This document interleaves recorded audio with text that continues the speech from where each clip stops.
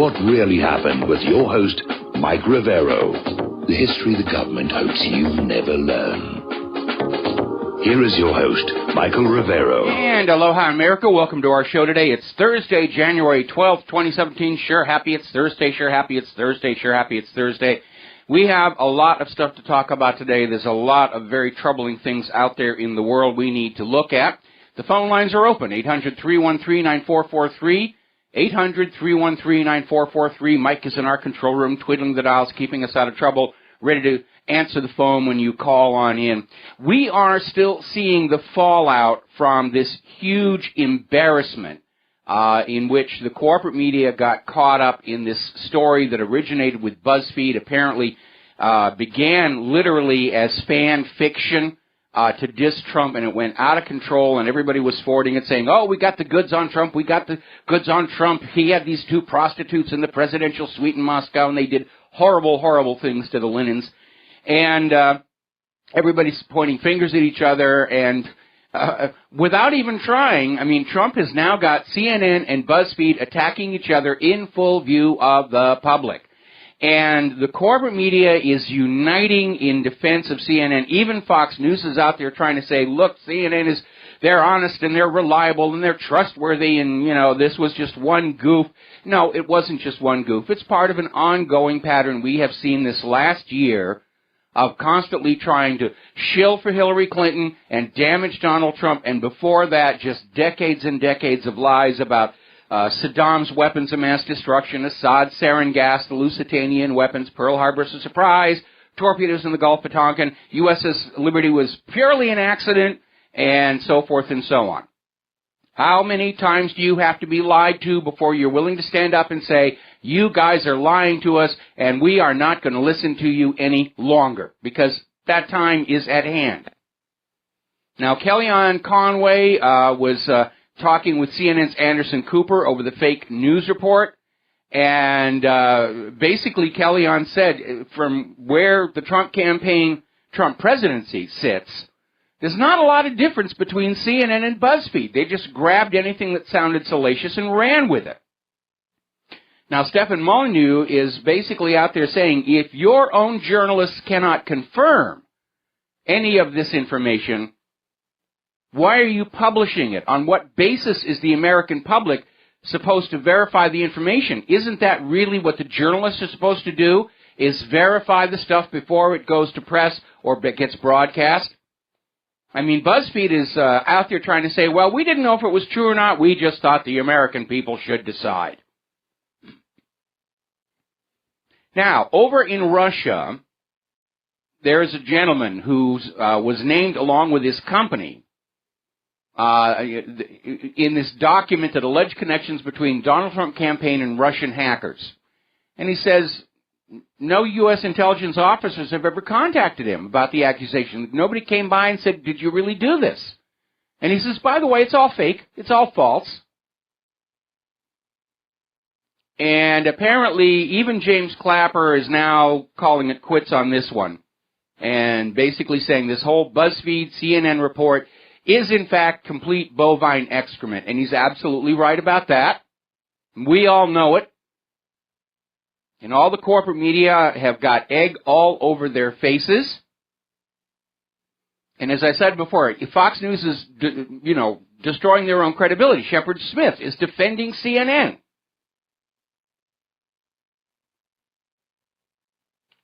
So Fox isn't quite the unbiased source we were kind of hoping it would remain. It wasn't as compromised as the other corporate media outlets, but it's still compromised. And ever since Murdoch took more direct control, Fox News is just as bad as the rest of them. Now, there's an important question that everyone has to deal with. We all know what money laundering is. When you need to hide the fact that the money in your possession comes by way of nefarious sources, you transfer it through legitimate sources, and it appears clean on the other end. We all understand that. Well, the same thing is done to propaganda. Somebody will come up with some propaganda, and knowing that if they present it, it'll be viewed with suspicion, so they run it through something that seems like a legitimate source, like the Syrian Observatory for Human Rights, or various other made-for-the-purpose front groups. And in this case, Senator John McCain became the propaganda laundry, because this story passed through his hands on its way to the intelligence agencies, who then apparently incorporated it into their assessments. They were made fools of, too, by this whole thing. And McCain is trying to duck the blame for having been caught up in this thing, saying that he was just doing what any normal American citizen would do, passing on indications of wrongdoing. Well, Mr. McCain, I've had personal experience with that 22 years, going on 23 years ago, trying to point out where the White House Deputy Counsel was murdered. Didn't go all that smoothly. Now, story out of RINF.com, all of this Russia hacking evidence is a fake. And basically, there are groups that are out there to create propaganda and make it look like there's some kind of an independent investigation. CrowdStrike appears to be one of them. CrowdStrike, which was the DNC contractor, and one of their corporate officials is a member of the Atlantic Council, whose agenda is confrontation with Russia. And the fact is that the claims made by CrowdStrike aren't even backed up by CrowdStrike's own facts. It's just made to purpose. We're going to do a shout-out to our on-air affiliates who are just rejoining our network. Now, remember when they claimed that Trump was given a written report on these Russian rumors that they had compromising information on him? It turns out that actually never happened. So now we're getting fake news about fake news, about fake news, about fake news. If at first you don't succeed, lie, lie again. Motto of the U.S. government and the corporate media.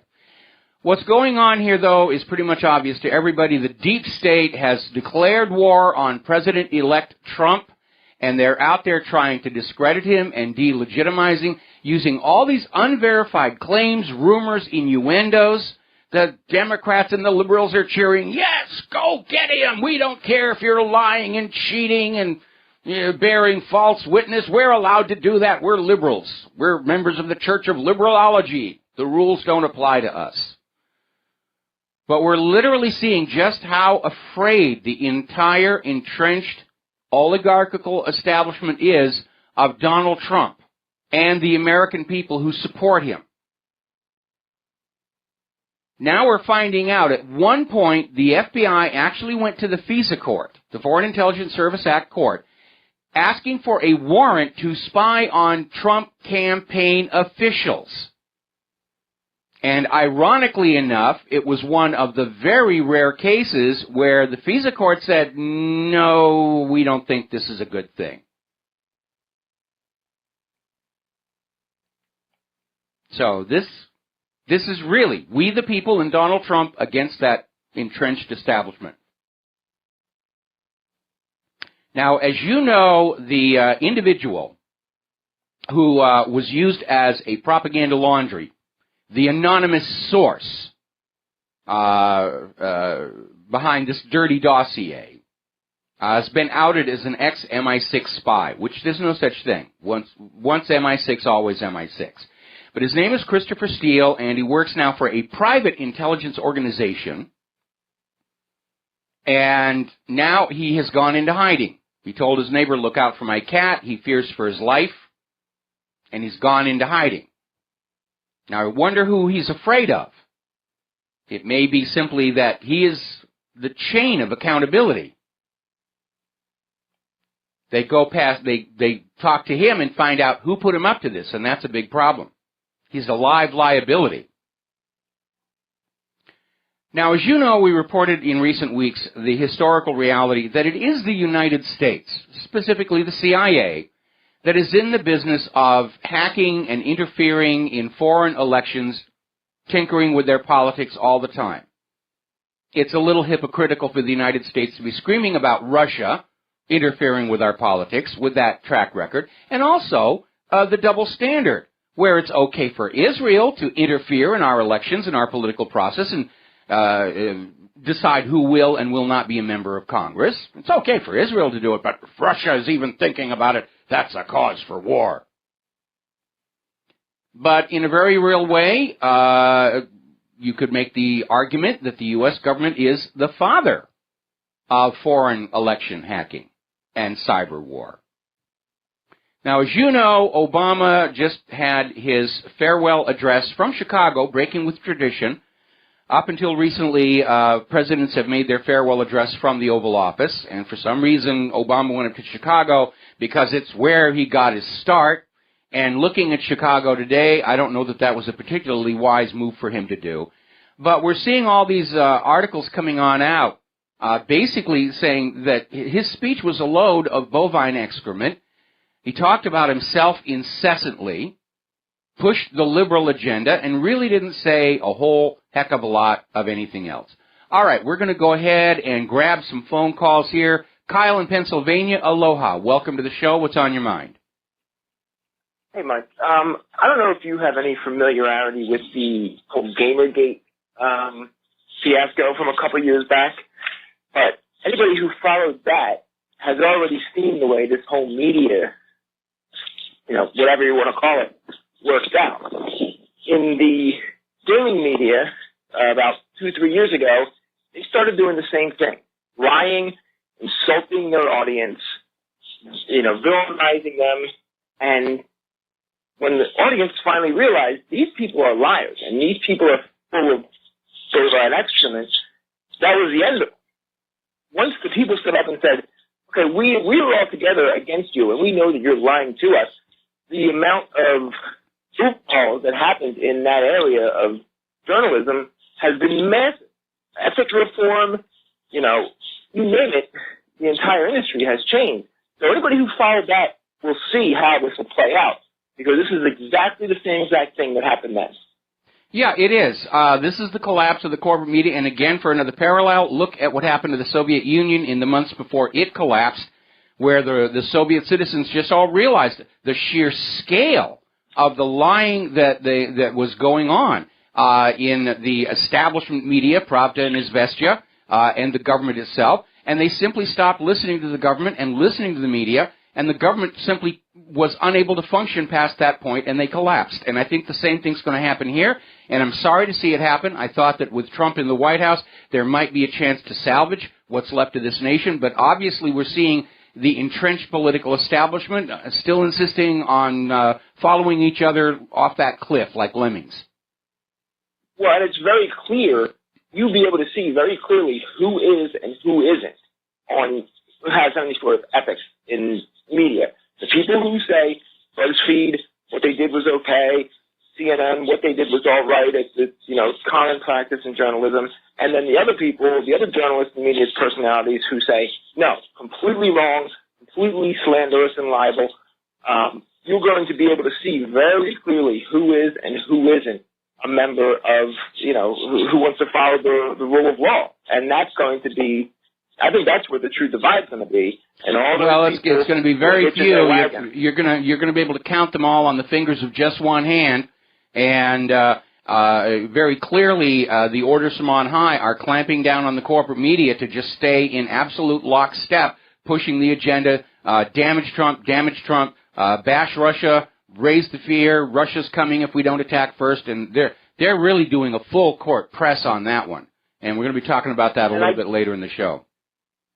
I don't think you can overestimate the importance of what happened yesterday with Trump looking at CNN, once the most powerful news organization in the world, looking at them on a global stage and saying, you are fake news. I don't think that can be underestimated how important that was. Oh, it's very, very important. And by the way, in the other corporate media outlets and CNN, when they're replaying that tape, they've actually cut out the audio where Jim Acosta just kept trying to say, I demand a question, I demand a question, I demand a question, and just to focus on making Trump look like he was out of line calling CNN the fake news. But, of course, he wasn't out of line.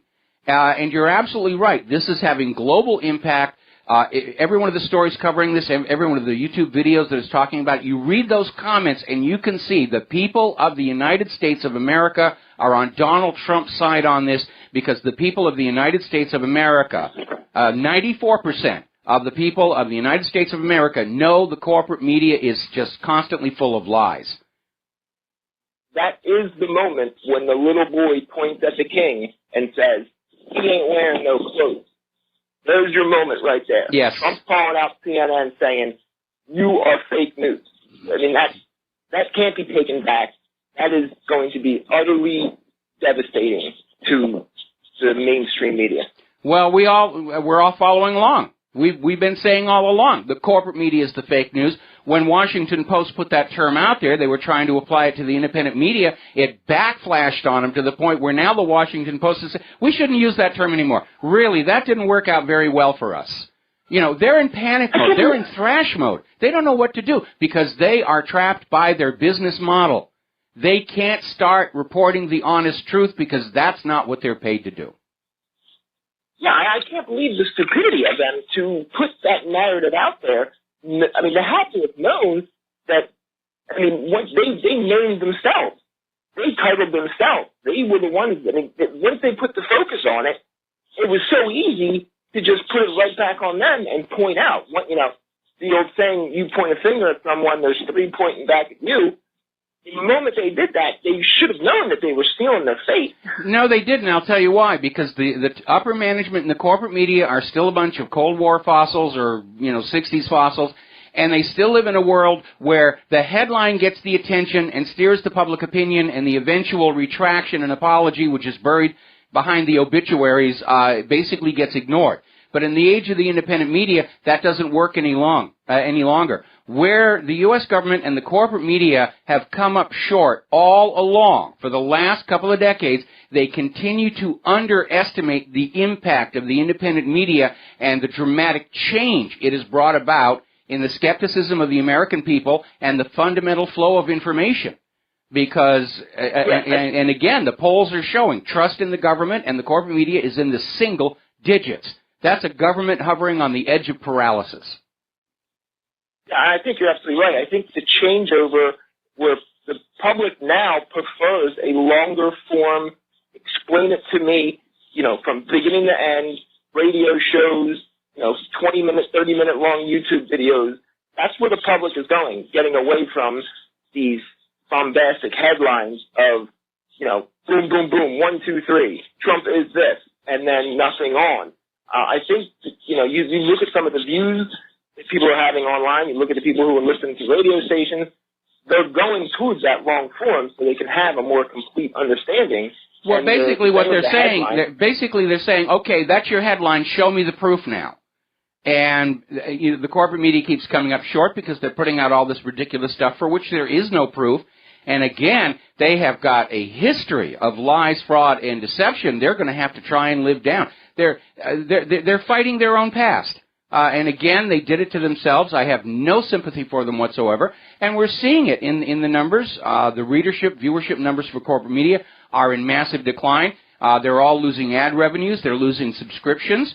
The paywall online versions of the corporate media aren't making any money because people say, I'm not going to pay to be lied to. Now we've got the New York Times is literally emptying 8 floors of its own building to convert to rental offices just to stay in business.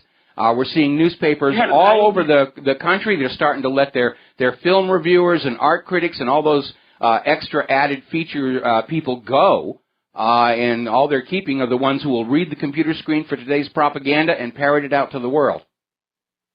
Yeah. The Wall Street Journal had a 94.7% drop in profit last year.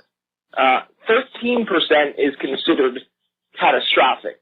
94% is, shut the place down. I mean, they didn't lose a lot, but, they went from making, I think, $10 million down to profiting only $400,000. And the dramatic amount of that money is going from advertisers and not so much from subscribers because the subscribers dropped off years ago. So yeah. Back in 2008, they had a huge cutback on subscriptions. Anyway, listen, Kyle, got to let you go. Got to take a break for commercials. Got 2 more calls waiting when we come on back. Aloha, America. Welcome back to our show. We're going to go back to the telephones here. Bob in Las Vegas. Aloha. Welcome to the show. What's on your mind? Bob, hi, Mike. How you doing? I'm doing good. First I wanted to say a thank you, a big obrigado to Mike in Brazil for his thorough review of the Rusev case. Mm-hmm. So thank you again for that.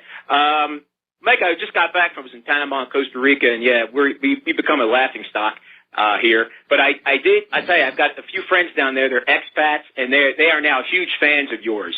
They had not heard of you, and now you're getting big in Panama and Costa Rica. So well, aloha, Panama and Costa Rica, and yeah, it's kind of interesting to see. And it's not just me. I mean, all of the independent media are now reaching a global audience. Yeah. And I also, recommended you to my uncle in New Jersey. He told me an interesting story that he had a dinner with Giuliani. He was seated at the same table with Giuliani. A lawyer friend of my uncle's invited him. And he had told me the story about Hillary. I don't know if this is out in public or not. Hillary and the Secret Service, where she was meeting this woman for a little tryst in this hotel, and the Secret Service agent pleaded with her that he needed to know where she was going to be, who she was going to be with, and she did not want to tell him. And he kept insisting, it's his job. She said, fine. She finally relented and said, fine, I'll tell you, but you're going to be in Alaska tomorrow. And he was in Alaska the next day. Okay. So, that's the kind of woman she is. Yeah, so we've had a lot of exposés written by people who served in the Bill Clinton administration, and even back then, she was completely out of control. And I know a lot of people are very concerned about Donald Trump right now. They're not happy with a lot of his policies and appointees, and neither am I, but I still maintain Donald Trump at his absolute worst is still a heck of a lot better for the country than Hillary Clinton at her best. Yeah, I agree. And, while I was away, Mike, I didn't miss a show, thanks to YouTube. But I just watched Trump's full press conference this morning, and that part with CNN was fantastic when he called them out, called them fake news. But I didn't like what he said. He was kind of cavalier with respect to Russia, saying that if we have good relations, that's great. If not, we don't. And I don't know. And according to the Paul Craig Roberts wrote a few columns saying, has Trump been has he been pressured? Is he changing his attitude toward Russia? Even during the press conference, he said Russia was behind the hacking. So, and then today it sounded as if we had Ashton Carter being confirmed, going through this confirmation process instead of Mattis. So Mattis was speaking like, it seems like nothing's changing. We got Ashton Carter back in the Pentagon if he's confirmed. Tillerson said some negative things about Russia. So I don't know if they're just saying this to get confirmed, to get on the good side of these warmongering senators, or they actually believe this. I think the former. I think that Trump's selection of appointees was limited by people he thought he could get confirmed, because I'm sure there's a lot of people he wanted that he knew Congress would reject, and that would be a blot on his administration before it even got out of the starting gate. And yes, I'm pretty sure that all of those people going through their confirmation hearings are going to be telling Congress what they think Congress wants to hear. And so I wouldn't put all that much stock in any of that, politics being what it is these days. And then finally, you say a lot about what went on in Europe during World War I and World War II, and the signs of those wars are still visible in certain places. But I don't see enough opposition in Europe. I think there were a few hundred people protesting in Germany.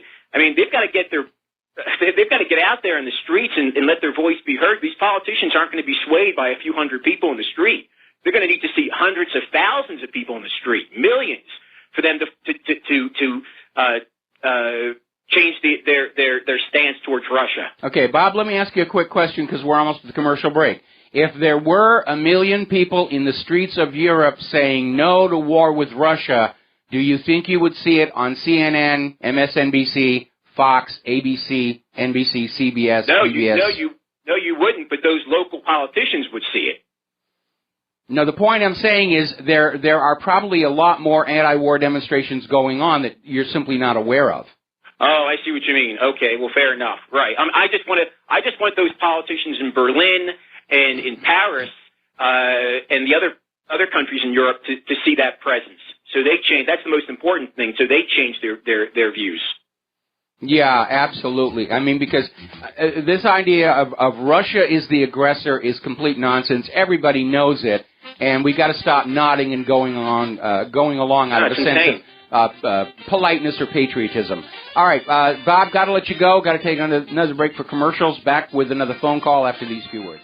And aloha, America. Welcome back to the show here. We're going to go back to the phones one more time. Steve in Texas, aloha. Welcome to the show. What's on your mind?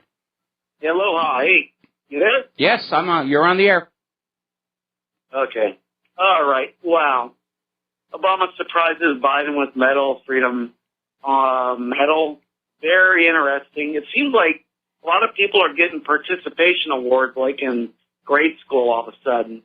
Oh, yeah, well, the end of the administration is when they hand out all the goodies and everything. I mean, Obama, I think it was 2 weeks ago, literally ordered the Defense Department to award him their Distinguished Public Service Award. That's what I was getting to. I was going to talk about that. But another thing is, even in the Golden Globes, that was another participation award that Meryl Streep got, because she hasn't done any good movies in a while, as far as I remember. Yes, she is a good actress. I do agree with that, but I haven't seen her anything really good. And, all of a sudden she gets that, and she gets a chance to be able to say what she wants to say. Well, the Golden Globes are run by an organization called the Hollywood Foreign Correspondents Society or Association or something like that. The grand total of about maybe 60 people. And they have these awards, and they hand out the Globes, and they're promoted as a really big deal, like they represent some kind of opinion of the movie-going public. And Hollywood's obsession with awards is based both in ego and in box office, because people will say, oh, they won this gold thing, I'm going to go see the movie. And very often the awards are actually politicized with an eye toward who can financially exploit that award most. And the example I would like to choose goes back to the movie Stargate, which I worked on, and we got nominated for an Academy Award, but the production company was on the verge of going out of business, and if we'd won the award, it wouldn't have amounted to anything, wouldn't have improved the economy of the town as a whole. So the Academy for Motion Picture Arts and Sciences Blue Ribbon Committee basically threw out our nomination, and the movie Speed won the Oscar that year, even though most of its effects were mechanical on the stage effects rather than computer animation. And I've seen that happen so many times, but it was thought that the studio that produced Speed would be able to financially exploit the Academy Award much more than the company that I'd been working for. And that's what, it's all politics and economics that go behind these things. I'm sure I'm not the only person who's noticed. Another good example. Well, it goes a lot deeper than this. Well, this is another thing, another angle. If you notice, there's a ceremonial award. Hang on. I got one more thing I want to throw in there, and then I'll let you talk about your deeper level here. Avatar is my all-time favorite movie. Period. End of discussion. And it should have won awards at the Academy, but it didn't, because it's very obviously an anti-imperialist, anti-war statement, and that year all the awards went to The Hurt Locker, which was pro-war and pro-military and all, and it gets really obvious sometimes that these awards are not handed out on the basis of the merit of the film itself. Anyway, Steve, go ahead and say what you were going to say. Okay, well, what I was going on about was, it seems like there's an award ceremony for every little thing these days. Like a 5-year-old graduates from kindergarten, he goes in the first grade, and all of a sudden they have their little cap and gowns out and stuff, and then a 5th grader goes up to 6th grade, they have the cap and gown and so forth and so on. And it used to be just like, hey, you went from grade to grade, okay, from up until 12th grade, you get that big ceremony. You graduated, man. You did the big, big, big thing. Mm-hmm. Nowadays, it's like a little ceremony for every little thing. Well, it's good for business for the cap and gown rental companies. Real accomplishment. Well, it's a good business. It's a good business for the cap and gown rental companies. But you're right. When they start giving out awards for every little thing, it loses all meaning. Makes no sense to me. We've really abandoned the principle of a meritocracy in favor of, as you said, participation awards. And we've reached a point here where right now all you need to do is be able to walk upright and breathe at the same time, and sooner or later you're going to get some kind of a trophy for something. And yay. Yeah, and it has become rather meaningless, and I picked up my share of awards for this and that over the years, and they're all packed away. I got sick and tired of dusting them. Yeah, it makes them like the more you get, the less it means. Anything. Yeah, that very much is the case. Oh well. We'll let you go, man. All right, good day, bro. All right, thanks an awful lot. We're going to let you go here. Now then, a little bit of good news. Hillary is back under the spotlight. Now, as you know, the FBI last Friday released another batch of 300 emails that make it very, very obvious something underhanded was going on. It included confirmation of the State Department literally offering a quid pro quo, which is Washington, D.C. speak for bribe, to the FBI to change the description of Hillary's emails from classified to unclassified in exchange for State Department permission for FBI agents to be deployed to places around the world where previously they were not allowed to go. So now they could set up an FBI field office in Monaco, in the Bahamas, anywhere they felt like having a permanent tropical vacation at taxpayer expense. We knew that before. This documents it again. And it does indicate very strongly that Hillary Clinton's lax security practices allowed state secrets to fall into the hands of foreign governments, some of which are not our friends. Now, the big case, or the big question is, was it just accident and negligence, or was it deliberate? Pardon me for the constant pauses. I'm a little under the weather today. So I want to go back and resurrect that article that I wrote earlier this year asking if Hillary Clinton, while Secretary of State, was engaged in espionage for profit. Now, the precedent for this occurred during Bill Clinton's administration when he was running for re-election. And using his authority as president, he authorized the sale to China of very sensitive technology they had previously been forbidden from acquiring over the express objections of the Pentagon and the intelligence community. And at the same time, Chinese money was pouring into Bill Clinton's re-election campaign coffers. It was being funneled through Chinese-American citizens to make it nominally legal, but investigators had found the money was actually originating with very rich Chinese individuals, and in one case, Chinese intelligence itself. And there was an investigation that was underway. It was called Chinagate, and it never went anywhere because, oh, golly gee whiz, the email server at the White House broke down, and we turned off the backups a month ago, and so all the requested subpoenaed documents are just unavailable.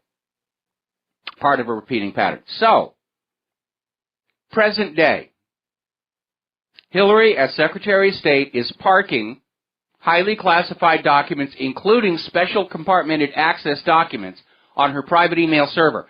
Those were not accidentally sent over the Internet, because the networks that carry that special access compartmentalized data are air-gapped from the regular Internet. The only way data gets from those private networks to the general Internet, to Hillary's server, somebody puts it on a flash drive and walks it out of the Tempest Vault and over to where they want to take it. So she has all of these secrets on her server. The Romanian hacker Guccifer, who broke into her server, said that while he was there, he saw IPs from at least 10 other countries prowling through the files. So here is the question. We have a weak private email server, weaker security than Ashley Madison, on which are parked all the nation's secrets. And the Clintons have this foundation, which is legally allowed to accept money from foreign governments, and huge sums of money into the Clinton Foundation came from foreign governments. It's a perfect setup for espionage. Hillary doesn't have to actually steal and make copies of the files, like Pollard did. Doesn't have to leave marks on mailboxes like Aldrich Ames did. Doesn't have to wrap it up in plastic and tape it underneath a bridge in a park like Robert Hansen. It's a perfect system. It runs itself. It's a legitimate question to ask if Hillary Clinton was repeating the Clintons' 1996 Chinagate scandal, because they got away with it then, selling U.S. state secrets to foreign governments in exchange for donations to the so-called charitable foundation? That's a legitimate question. Now, everybody is already starting to ramp up for the incoming Trump administration. Jason Chaffetz is preparing for the renewed, enhanced Clinton investigations by passing a new whistleblower protection law. Obviously, it's going to sit in Congress until Trump is in the White House and can sign it. But it's new protections for FBI whistleblowers who are going to come forward and say there's something that was going on. And the reason he put this bill together is because of the question of improper pressure brought to bear on the FBI by the Department of Justice. So this is going to get very, very interesting very quickly. Unless Obama, in the 11th hour, writes a blanket pardon. And he may be forced to do that and just live with that on his legacy. Newt Gingrich is out on Twitter saying, I'm struck by how brain dead the left is becoming. No ideas, no solutions, nothing positive to offer, and I'm in agreement. Just whining and crying and so forth and so on. Bunch of screaming, tantrum-throwing children.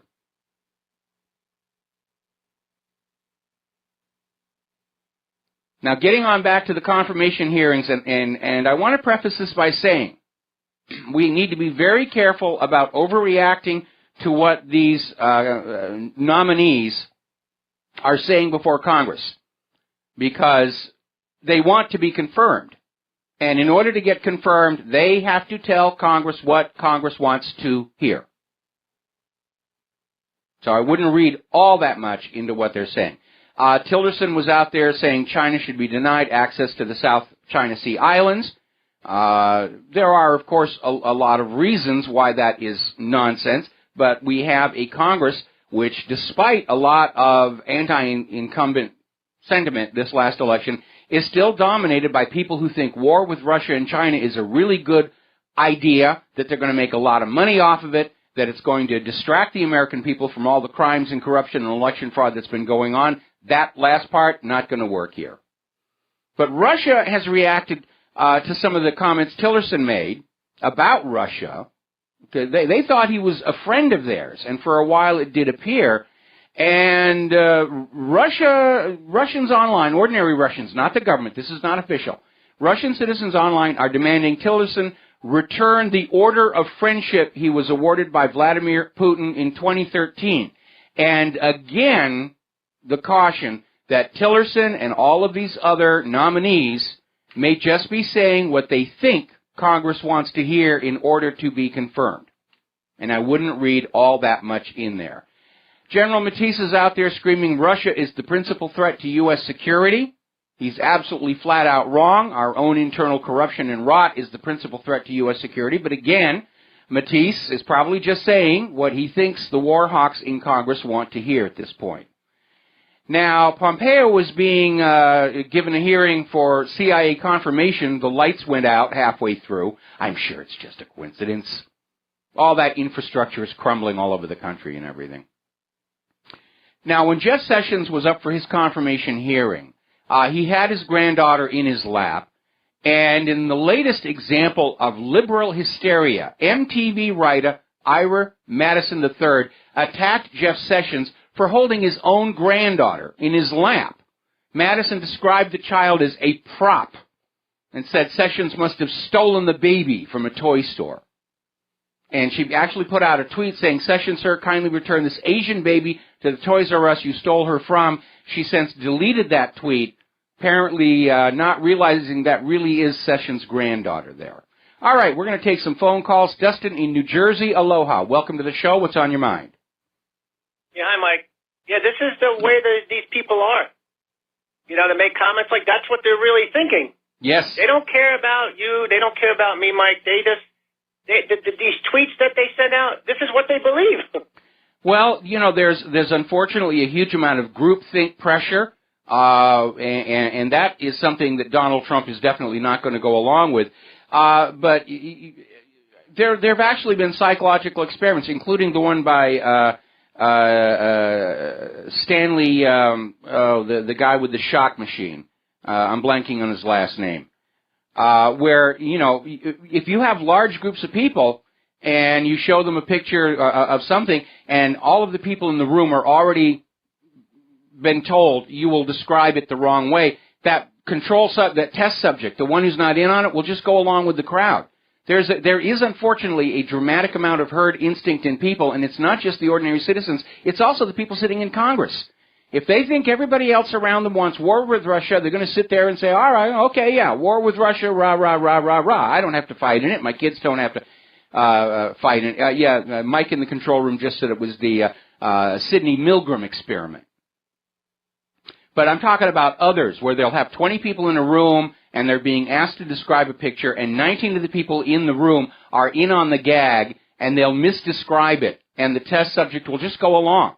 That is, unfortunately, a very tragic aspect of the human mind and the human condition. And it does affect Congress as well. They're all sitting around there thinking everybody else around them wants the war. It's really only just a few loudmouths. But that's how it gets sold. Well, like John McCain. Like John McCain and Lindsey Graham and the rest of it. I mean, John McCain, I swear, if war with Russia actually breaks out, John McCain is going to die from the orgasm he's going to have. But, Mike, do you realize what this phony, fake report has shown is who's the problem? It shows Trump who is the enemy now. You know what I mean? Yeah, oh yeah.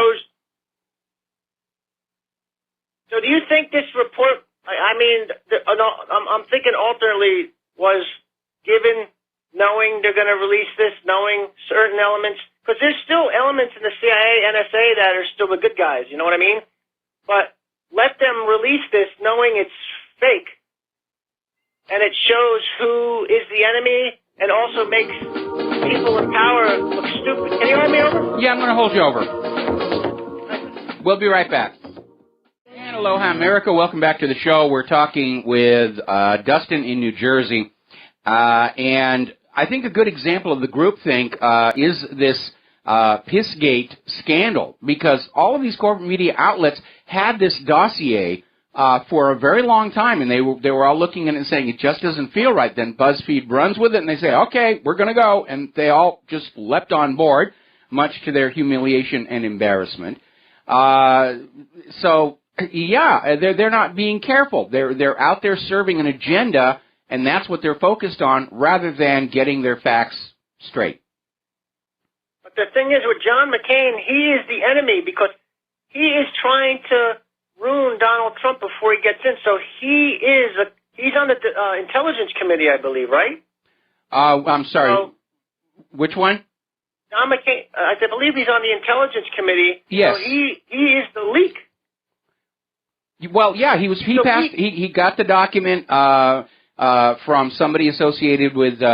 We had the actual timeline out there, but basically it was John McCain who handed this dossier to the intelligence services and said this is real, and it got incorporated into their assessments of Donald Trump and Russia, and it's absolute complete junk and nonsense. People need to realize, Mike, it's not Republican and Democrat. This is about, he's a globalist. That's what this is about. Globalism, Mike. This is about the Brzezinski agenda, which was then updated with the Project for the New American Century, where there has been this long dream of conquering Russia and China and making the world America. Not that we're so much of an ideal to be holding up to anybody else, but that's it. They're pushing for war with Russia as hard as they can. We're going to be getting into that in a little bit in the show. Mike, and I wanted to switch to Russia real quick about a report the other day about the S-400s being brought into Moscow suburbs. Yes. Now, they were brought in November. They're bringing in more. Yeah, so somebody tipped them off, though, in November. Because they brought also in the Panzers, that's short and medium range anti-aircraft. I don't think somebody had to tip them off. I don't think somebody had to tip them off. It's very obvious to anybody who's watching the rhetoric coming out of Washington, D.C. and the corporate media that the U.S. is gunning for Russia. that once Donald Trump won the election, that obviously the window of opportunity to get that war was closing and had to occur somewhere between Election Day and Inauguration Day. And we're coming down to the wire on Inauguration Day, and I'm not at all surprised that they've got defensive military systems set up around Moscow. And remember, in order to rule the world, if you want to try to beat Russia and China, you wind up ruining the world. That's what it's going to come down to, because the world will be rubble. Yes. Tom McCain's 80 years old. What is he going to get out of it? Oh, like I said, he's going to get a thrill. Oh, I got the war going. I got the war going. All right, we got to take a break for station identification. We'll be right back. Aloha, America. Welcome back to our show here, and we're going to go ahead and grab another phone call from Clint in Las Vegas. Aloha. Welcome to the show. What's on your mind? Hi, Mike. Well, one thing with Justin, John McCain is a Rothschild agent. Back in 2008, when his campaign was bankrupt, he went to England to the Rothschild Castle and came back with $100 million, and he laughed about it. And so, just like Hillary, he's a Rothschild agent. But I wanted to go on. I want to talk about Trump's security, and I keep playing back the Kennedy thing in my mind, how they constructed this plot, this conspiracy, right under the nose of the Attorney General. And it's not enough to put a security bubble around Trump. He has to do more than that. He has to turn the surveillance state against the very top suspects. And by that I mean Hillary, the Rockefellers, the Rothschilds, where they can't pick their nose without, they're onto something. They're doing something. Something's going on here. I just want to I'm sure Trump's thought about this. He did not get where he's at by being stupid. But he's got to assume that something's in the works. Well, I'm sure that he realizes that he's in a great deal of danger. That's why he's keeping his private security. And the good news is the private security and the Secret Service Protective Detail are reportedly working together very well. But ultimately, Trump knows he's taking a risk. And that was apparently a risk he was willing to take. There were some times during the campaign where we could see he was wearing body armor underneath his suit coat. So he's well aware of the danger. Anybody who stands up to that establishment, to speak truth to power, to strike a blow for liberty, do so at risk of life, limb, fortune, and family even. And look at all those people who were dying mysteriously in the final weeks of the election. Seth Rich, John Nash, all these live liabilities. I'm not surprised this MI6 agent's gone into hiding because he's now seen as a possible threat to a lot of people. Or the head of the Clinton Foundation. He's apparently gone into hiding, or his body's going to turn up somewhere. One more thing.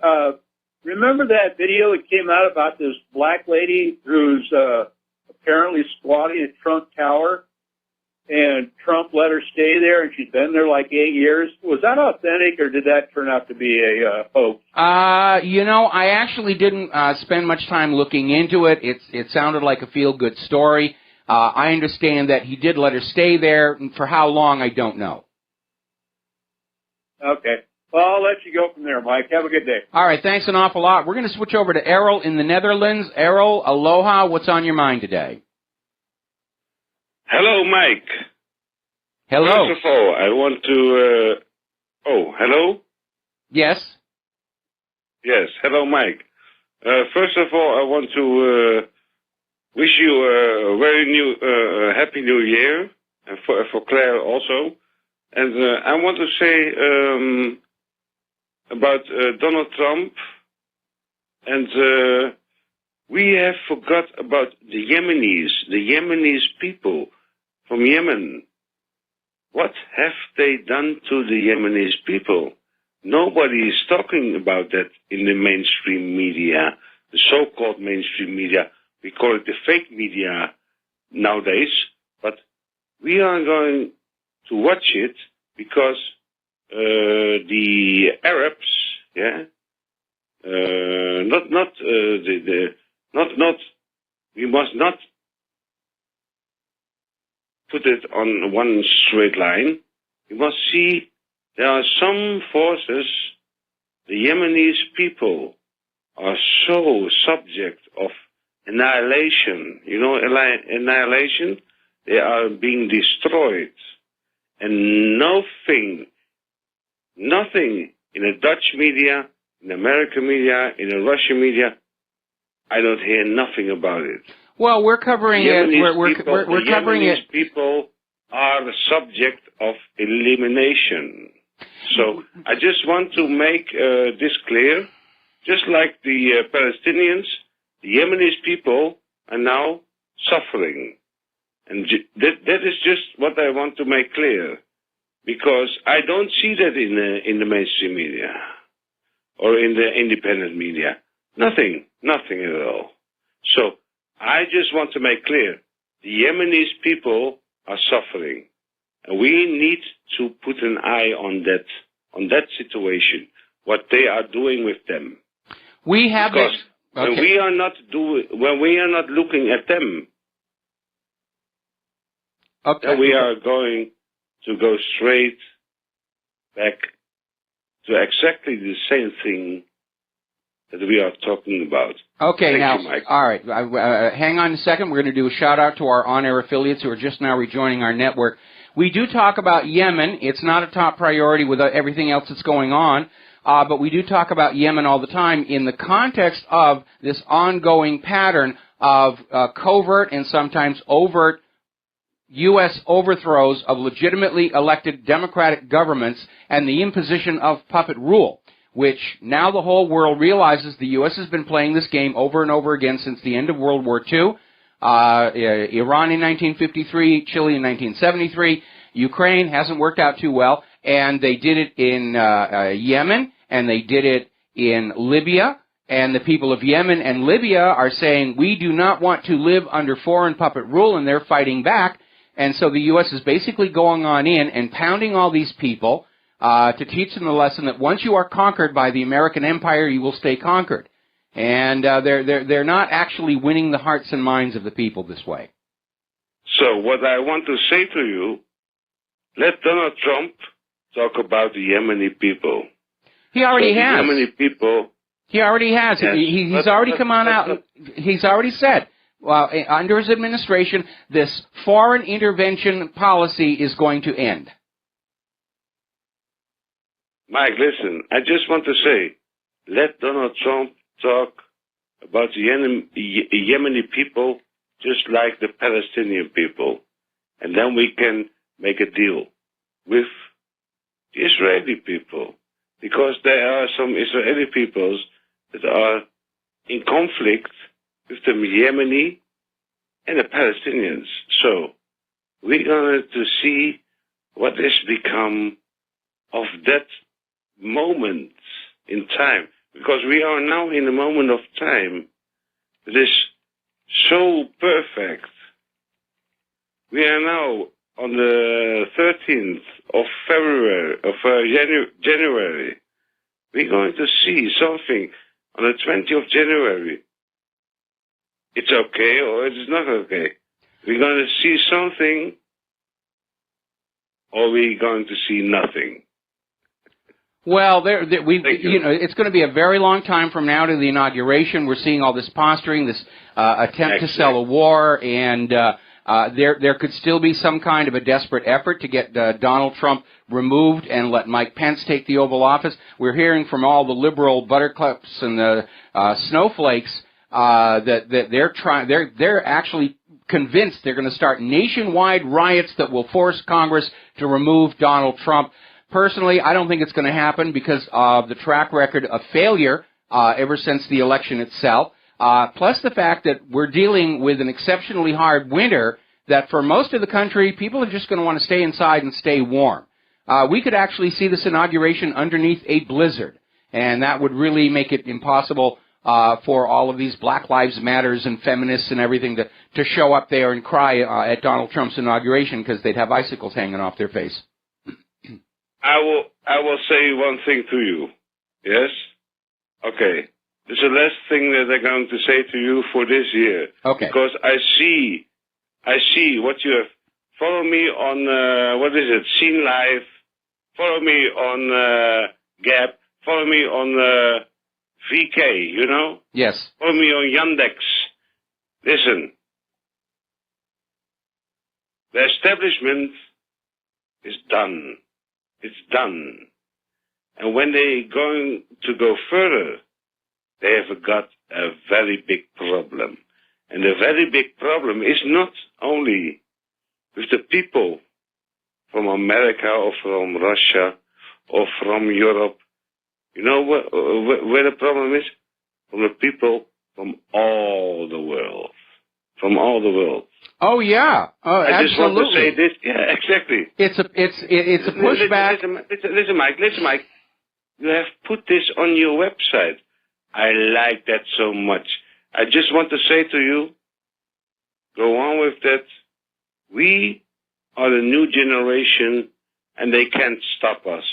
When they want to stop us, they can't. Because, you know why they can't? Because we have got so many alternatives. We've got so many programs. We are programmers. I myself are a programmer. I program computer programs. We can do so much things. They have no idea what we can do in the future. They are thinking, okay, this is it. Okay, this is No. We have already owned them. We own them. Mike, Happy New Year. Happy New Year to you as well. Later. All right, we're going to let you go here, and before we take the next call, I want to respond to some of that. I don't like framing what's going on right now in terms of we own them, because what's really going on, it is a case of a corrupted globalist oligarchy self-destructing. And partly it's because they overused the policies of lies and deception and got caught. Partly it's because of this habitual problem of going with an idea that sounds good at the first pitch session, but they don't think it all the way through. Flooding Europe with the refugees, for example. And so I think what we're seeing is a globalist empire that wasn't quite established, already collapsing from its own internal rot and corruption. And everybody who was part of that empire is going to go down with it. That's a separate issue from what's going on in the media, because what we're seeing is an evolution of the flow of information in the population. It is as dramatic as when the movable type printing was invented, books became inexpensive, literacy exploded, and all of a sudden the ruling class were not the only ones with books, and they weren't able to just sit there and say, this is what the book says, you will believe me, because people could now get their own books and check for themselves. And those institutions that could evolve to the new reality of a better educated middle class are still with us. And those entities and institutions that could not adapt went extinct, and we're going through the same thing again, because the Internet and the independent media have fundamentally changed the way information flows through society. And what we're seeing right now is a government and a corporate media unable to evolve to adapt to that new reality, and it's time to declare them an endangered species and put them in a little protected reserve out there somewhere in the Arizona desert with a fence around them and water and everything to protect those last few surviving samples of the almost extinct species here. All right, we're going to take another phone call. Mark in North Carolina, aloha. Welcome to the show. What's on your mind? Yeah, Mike, this guy, John, I mean, what was his name, John, that guy from Germany there? He's absolutely right. I was thinking if Trump goes with the neocon line, I'm going to drop him. He's going to lose my support like a stone, and I'm not the only one. Trust me. I think, what we need, Mike? We need the draft. We need a draft again, because only with a draft. Now you got 18-year-olds can vote. Plus you got their parents, their relatives, and grandparents, and cousins, and uncles and aunts, whatever else. Okay, that would stop this. now these politicians, most of them never even served a day in the military, or if they did, like a madman like McCain lost his mind.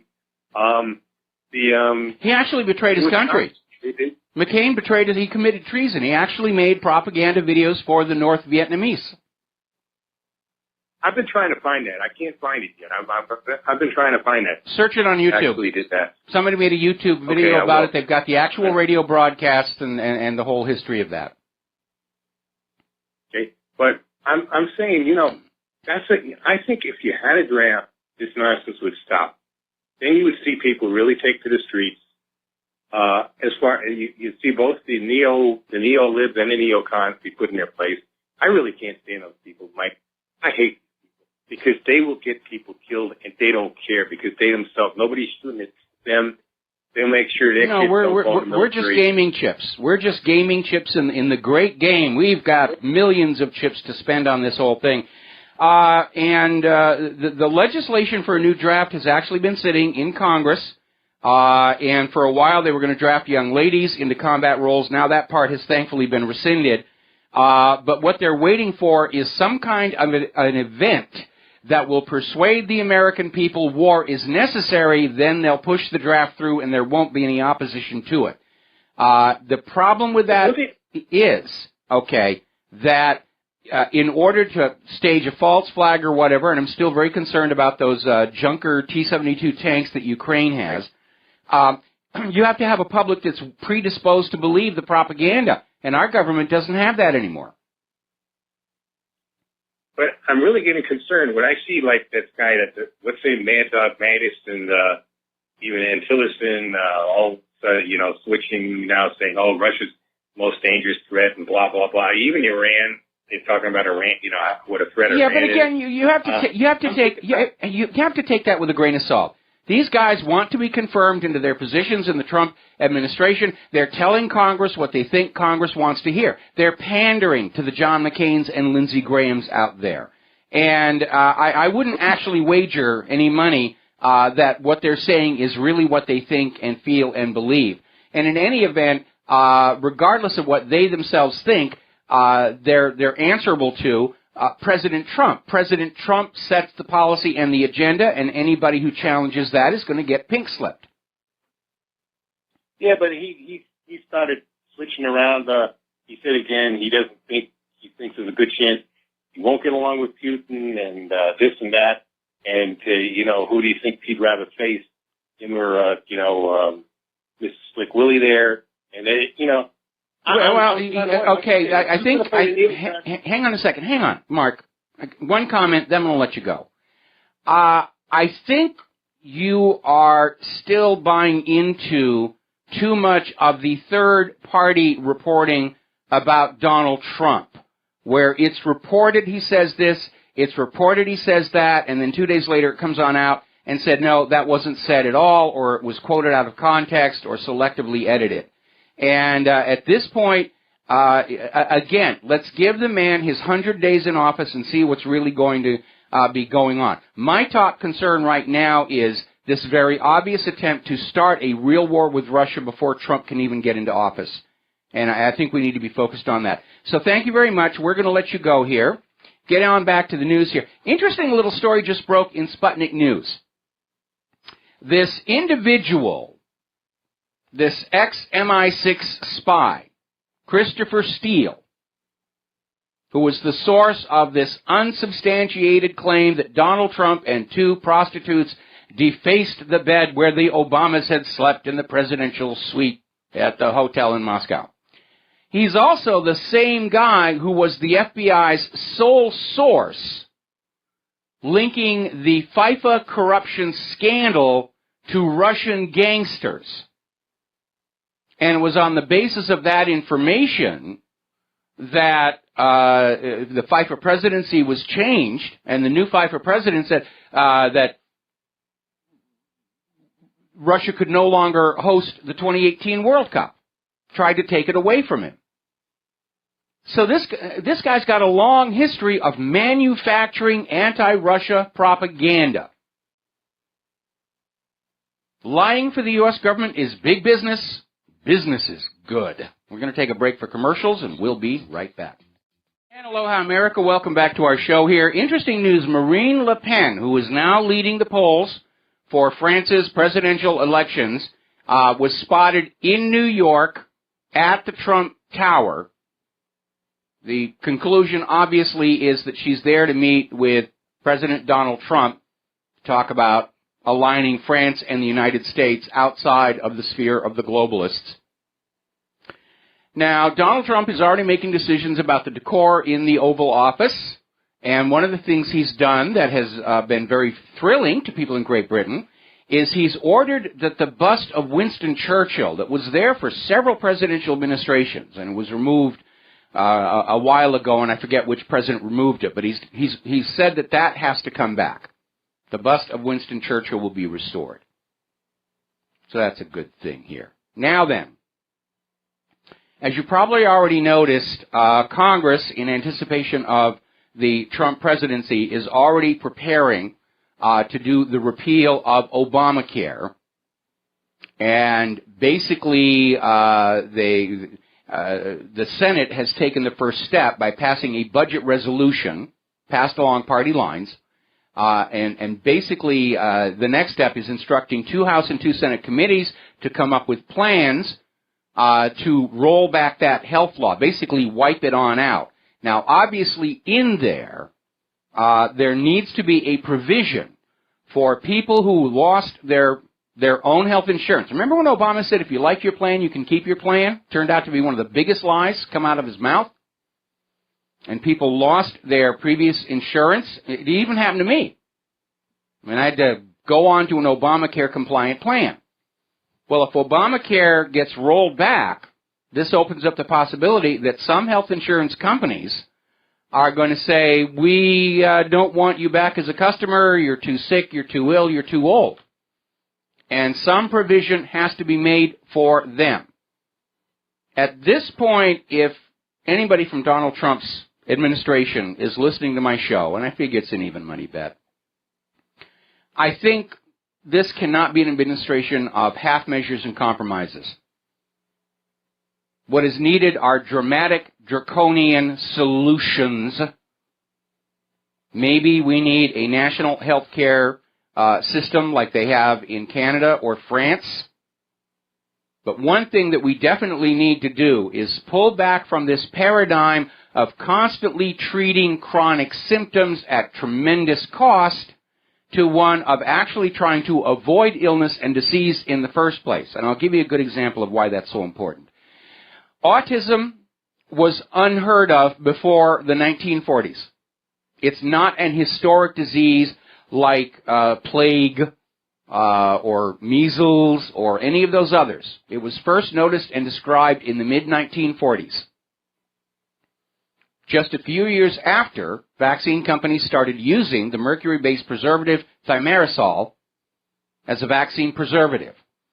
And autism diagnoses have been climbing exponentially ever since. Today, the stark reality is it's an epidemic, an unacknowledged epidemic. 1 out of every 45 American children are going to be diagnosed autistic, always after they get this huge number of mandated vaccines. And by the way, if you have not seen the documentary Vaxxed, you need to. It's on pay-per-view on Amazon Prime, and you can get the DVD from Amazon, or even you can order it on eBay now. It's available there as well. At the current rate of growth, by the year 2030, half of all children will be diagnosed as autistic. The problem shows no sign of slowing whatsoever. That means the children born in 2030, half of them will be unavailable to the workforce. And a significant portion of the available workforce will be used up caring for these autistic children. And that means we're simply not going to have enough workers in other sectors of our economy, like manufacturing, construction, agriculture, and so forth, to run the nation. At some point, there will be so many autistic people, there won't be enough workers left to run the country. We're looking at a systemic collapse. We'll be right back. And aloha, America. Welcome back to our show here. Now, as I mentioned earlier in the program, the crybaby, whiny, liberal, buttercup snowflakes, whatever they're calling themselves, have whipped themselves up into a frenzy for the inauguration on the 20th, vowing to make it the most chaotic inauguration day in American history. And their stated goal is to disrupt the inauguration festivities as much as possible. And they're talking about civil resistance, civil disobedience. Others are talking about blockades, jumping the barricades, throwing projectiles, and city-wide paralysis.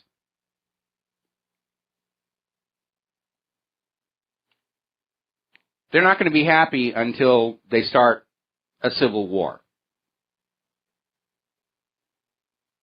Now, there's an article that came out over in RINF.com talking about this overwhelming opposition to Donald Trump from taking office by the entrenched oligarchical establishment, who are now basically broadcasting their existence to ordinary Americans who up until now was oblivious. They were oblivious to what was going on.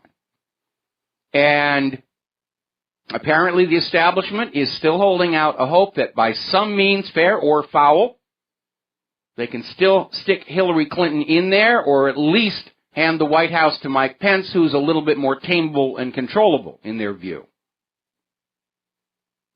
And they were trying with this riots after the election, threats against the electors, an attempt to block Congress accepting the electoral votes results. Now all this nonsense about Trump is a Russian stooge.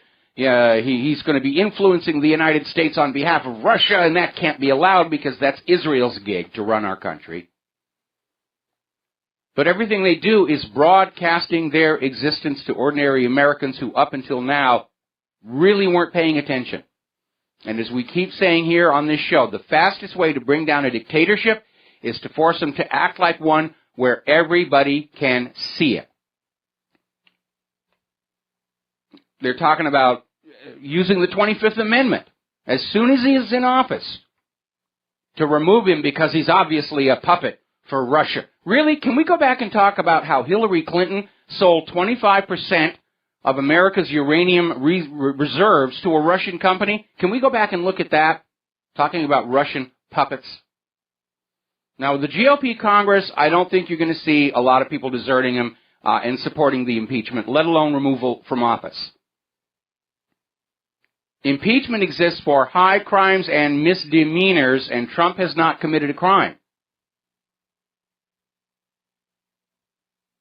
Now, out in the gambling centers of the world right now, the bookies are saying it's an even bet that Donald Trump will not complete his first term in office, that either he will resign or be impeached or assassinated. I'd like to disagree with them, but that last one is a very real possibility. I don't think he's going to resign. He's not a quitter. And I don't think he's going to be impeached, but definitely taking him out through wet work is a reality. Now, there's another point of view over here at naturalnews.com saying basically the radical left, in just 10 days, 9 days actually, 8 days actually, will attempt to overthrow the U.S. government, and they are going to fail. And apparently these liberals are delusional. They really think there's a chance that if they start a ruckus, that the entire nation will rise behind them. And by the way, have you seen all these corporate media polls saying how, Trump's approval numbers are down at 30%? He hasn't even done anything, and already they're saying, oh, the American people can't stand him. But apparently, according to somebody who actually infiltrated one of these liberal groups, the plan is supposed to start as protests that will then trigger rioting, followed by occupying of federal buildings, followed by a declaration that someone else is the legitimate president of the United States. Like I said, they're not going to be happy until they start a civil war. Now, I don't think it's going to happen, because we've been hearing all these dire warnings about how the liberals were going to do this and the liberals were going to do that, and right after the election, they were rioting and causing property damage, ironically enough, in the cities where Hillary had won, which didn't make any sense at all. And so they didn't get any traction. But I'm not the only one saying we're faced with a civil war because Hillary's backers will not accept that they lost the election. They don't feel they should play by the rules. The rules are fine when they work for the candidate. Remember during the primaries, when Bernie Sanders kept getting the majority of the popular vote, and somehow or other Hillary wound up with the delegates. Didn't say anything about the fairness of the delegate versus popular vote system back then. It was only when it worked against her it became an issue.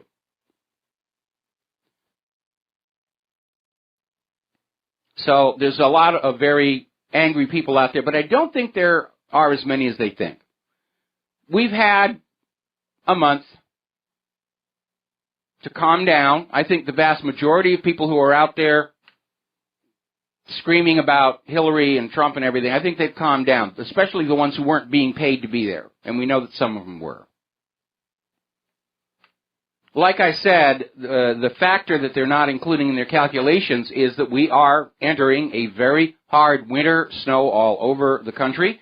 We could easily see the inauguration take place in the middle of a blizzard, and that is just going to shut down any ideas about disruption and paralyzing the city.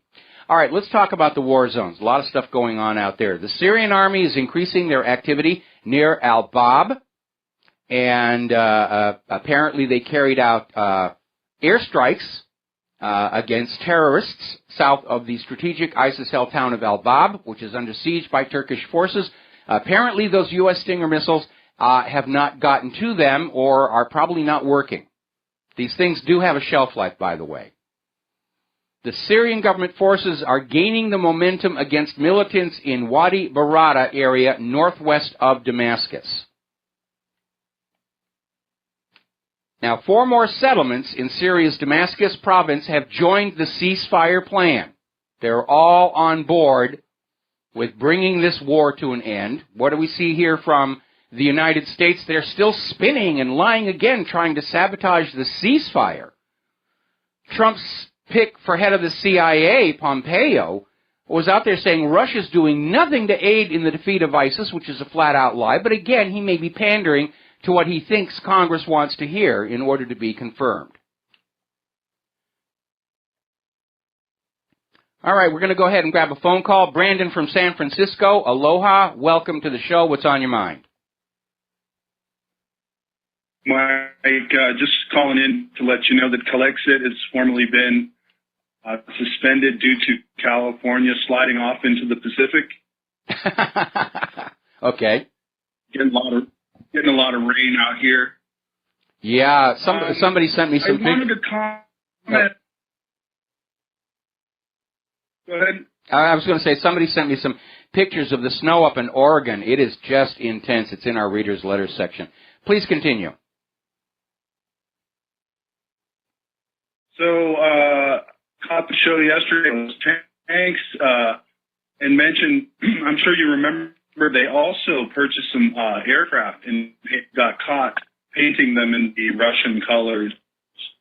I don't know if you I don't recall that was Ukraine who did that, but the U.S. was caught painting, I think, some F-16s in Russian colors. They claimed it was for training purposes only, though. Correct. Now, I really think you hit on something with this. It really is like a smoking gun. And frustratingly enough, I don't think anyone else is covering this. InfoWars, for example, they're going into some areas that, kind of dancing in circles, but this really does seem to be a smoking gun. And if we can get out in front of it with these other independent media, it really would put a damper on their false flag. Well, that's why we put it up on the website. I keep bumping it to the top. I've posted it to all my social media. And as I indicated yesterday, the Rivero's Rangers have an assignment to grab that story and its commentary and post it to their social media. When I posted it to my social media, I said, please make this go viral in order to get it on out there. Because the only possible reason for Ukraine to buy these junk T-72 tanks, which are not really usable for any kind of combat, and Ukraine doesn't use the T-72 anyway, is to basically paint them in Russian colors and use them to stage a false flag, a repeat of the Gleiwitz incident.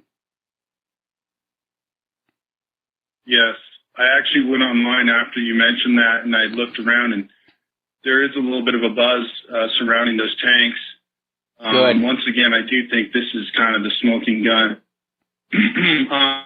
So just real quick, I hate to say this, but I feel as though these Obama psychopaths are going through the motions, giving appearances they're preparing for transition out of the White House, but it's all smoke and mirrors. I mean, we're going to know in a few days whether or not, but it just seems like they would not stack the deck with all these troops and make these moves just to hand it over to Trump. I mean, this just seems like we're DEFCON, 4. You got it running backwards. DEFCON 4 is things are almost calm, and it goes back down to DEFCON 1, which is war is underway. If they're really going to do something, it's going to have to happen this weekend, because it's going to take at least a week for the NATO forces to get far enough into Russia to force a response by Putin, and then the war will be on in a way where Trump is going to have a very, very hard time shutting it all back down. If it doesn't happen by the inauguration, then we've bluffed them back down by pointing out the obvious false flags, and we can maybe breathe a sigh of relief that we're stepping back from the potential of a nuclear war. I think it would make sense for Trump to call these chess moves out on Twitter and say, listen, this doesn't make any sense what you folks are up to, in fact, it may be unprecedented. I'm sure you might know better than I, but to put this guy, push him to the cliff, and then say, okay, here are the keys. It just doesn't compute. And as much as I hate these folks, they do have some bit of logic and pushing him into a corner. I mean, there's got to be, I don't know, I don't think they're going to go away smoothly. I don't think they're going to leave office cleanly. I think you're absolutely right. They're considering what they can do. The question that's going to restrain them is, can they succeed? Nobody wants to start something this dramatic and fail, because then you're looking at treason charges and death penalty. But again, as I keep telling everybody over and over again, our most powerful weapon against false flags starts for war is doubt. If we can make the perpetrators doubt that their official story will be believed, they'll call it off. And that was one of the reasons why I got that T-72 article out there again, why we talk about possible cyber attack blamed on Russia, why we keep reminding the world over and over again of all the times wars have been started with lies, fraud, and deception, in order that the planners of these things are going to be looking around with their finger hovering over that go button and saying, I'm not sure we can pull this off. I'm not sure the American people are going to believe the official story. And they'll back off. Last thing, Mike, you mentioned that you had some type of contact from the Trump administration. I don't know if you covered that or not today, but hopefully someone's listening and we can get a tweet out or someone, we see what's coming, and just call him, because people respond. When he tweets, it does not go unnoticed, and I think he's his best advocate to foil these fools. On that note, I'm going to let you go, Mike. All right, thanks an awful lot here. Yeah, absolutely. Donald Trump knows that the corporate media is still adversarial, and he wants to carry his message directly to the American people through Twitter, through other social media, through the independent media. And frankly, at this point, I would ignore anything the corporate media says about Donald Trump from this point forward, especially after the Pissgate scandal, because they're just making this stuff out of thin air to try and damage him. At this point, why waste your time on Fox or CNN or any of these? If I could call my cable company and say, get him off of there, I definitely would. But they're required that you get the propaganda channels along with your home shopping network and the rest of it. But again, Trump is going around them, and he is very clearly an anti-establishment candidate. But this issue of war, that we have to keep a close watch on, and we have to keep sharing with everybody that the U.S. government has lied to start wars before. They've staged incidents. They've set people up to be killed in order to rile the people up in support of war, and there's every indication they're getting ready to do that again. And the only thing that will stop them is if the planners look out of their windows in Washington, D.C. and say, you know, the American people aren't going to buy this one. Doubt is our most potent weapon against these false flag planners. Now then, getting on back to Syria, the U.S. Department of Defense announced it's still killing people over there in Syria. And they're admit funding and arming the terrorists. Because, hey, that's our job. We need to get Assad out of there. He won't do what we tell him to do. Now, to nobody's surprise, Russia is seeing this massing of arms, weapons, soldiers all along the border in Poland as a threat. Of course they're going to see that. If we saw thousands of Russian tanks, personnel, aircraft, missiles on the Canadian side of our northern border, we'd be pretty nervous, wouldn't we? It stands to reason. But Russia is not the aggressor here because we don't have thousands of Russian tanks and aircraft and missiles and troops on the Canadian side of our northern border or the Mexican side of our southern border. We don't have Russian battle groups sailing around the Gulf of Mexico.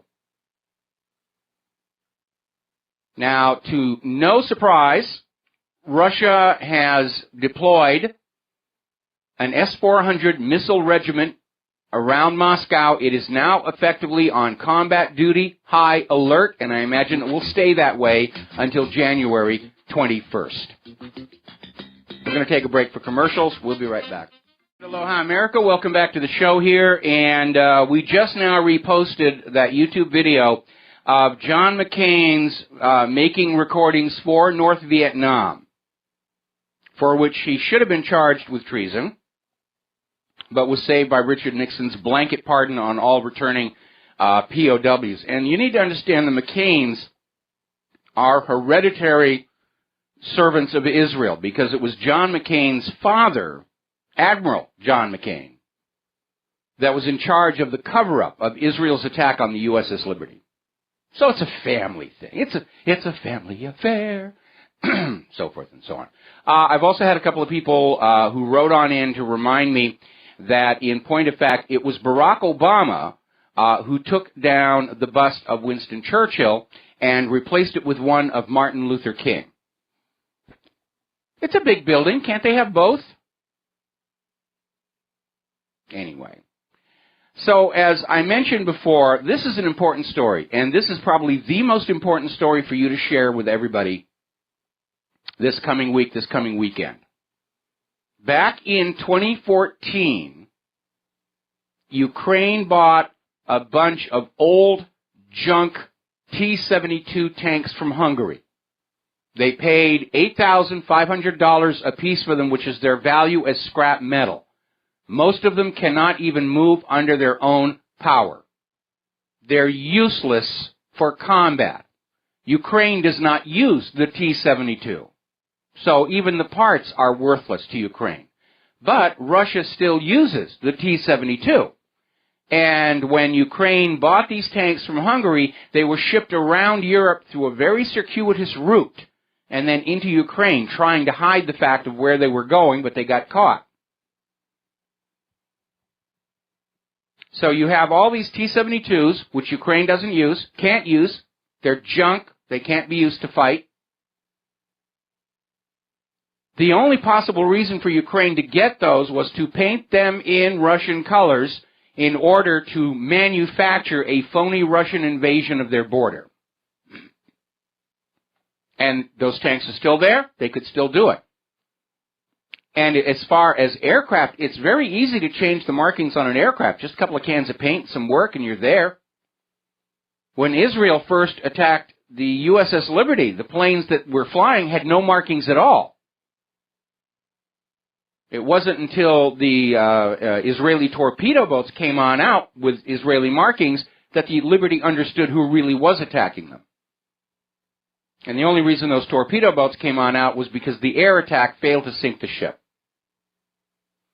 So this is very important because right there is the means to stage a new Gleiwitz incident, to basically drag these tanks out somewhere on the Ukrainian side of the border or the Polish side of the border with Russia, bomb the heck out of them, and then take pictures and plaster them all over the media saying, see, we stopped a Russian invasion. The war is on. Huzzah, huzzah, huzzah. Got to take a break. We'll be right back after station identification. And aloha, America. Welcome back to our show here. Hour number 3. The phone lines are open, 800-313-9443. And boy, oh boy, this story about this former MI6, when I'm saying former, once MI6, always MI6, Christopher Steele. He is this British spy now working for, well, he actually owns a private intelligence outfit, is the author of this report that claims Donald Trump hired 2 prostitutes to deface the bed in the presidential suite of the Moscow Hotel. Absolutely no substantiation whatsoever.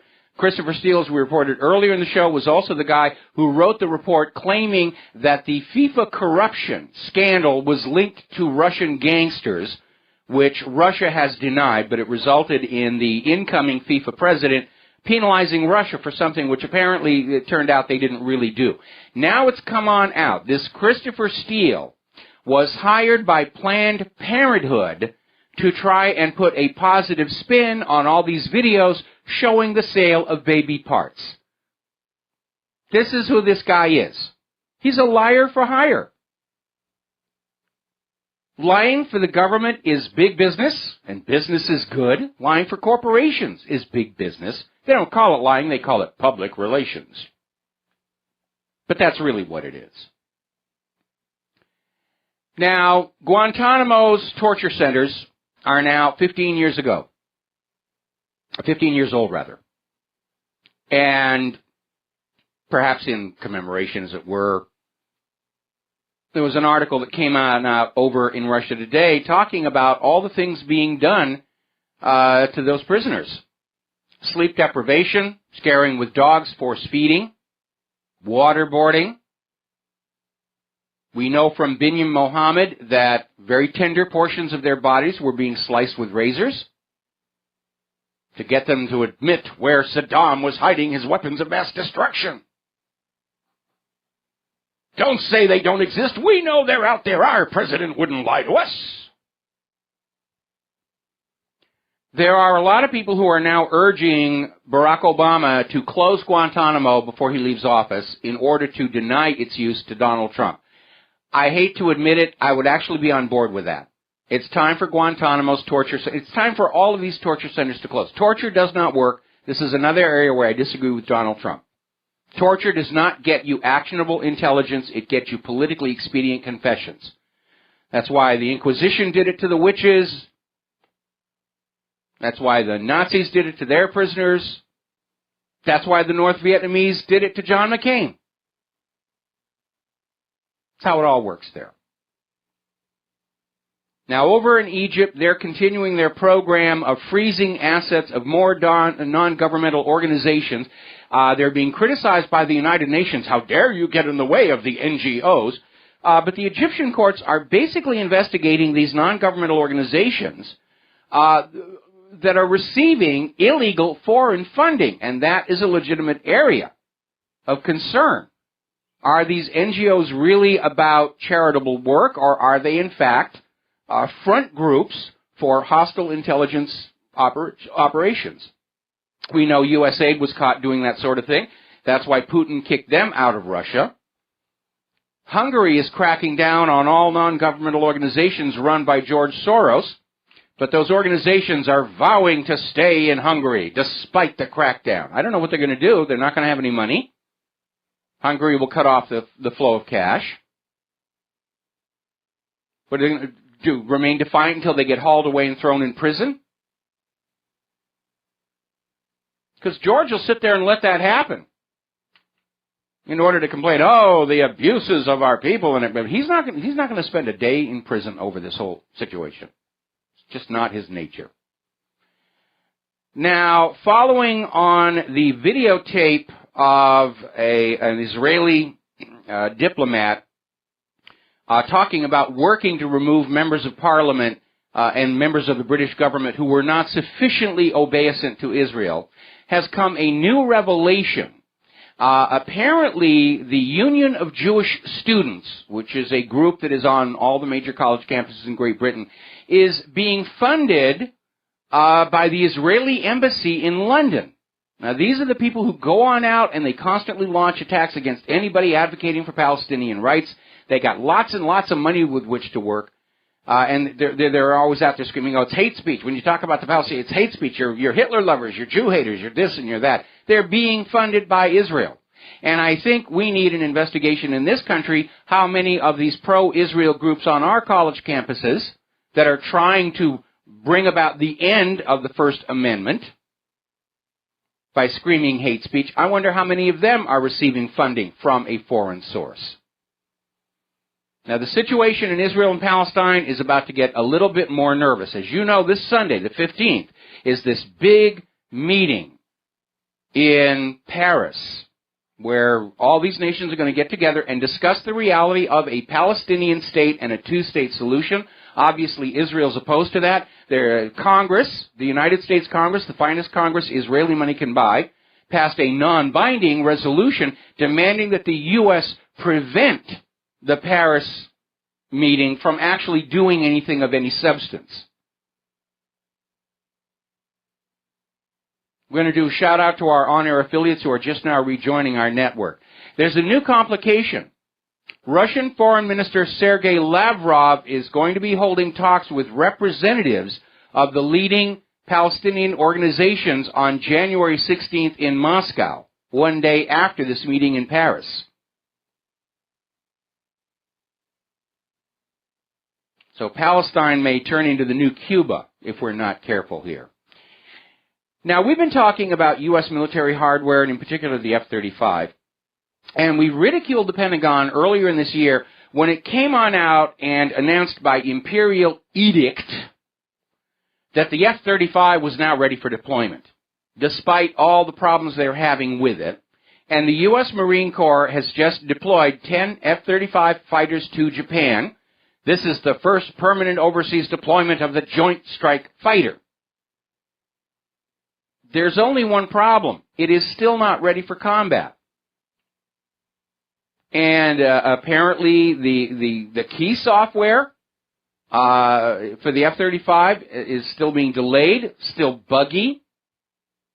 The Autonomic Logistics Information System is the heart of this software support for the F-35. Its latest version has been delayed by at least 6 months.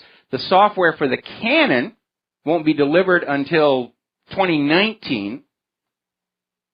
Those whiz-bang helmets, $400,000 apiece, still can't be made to work.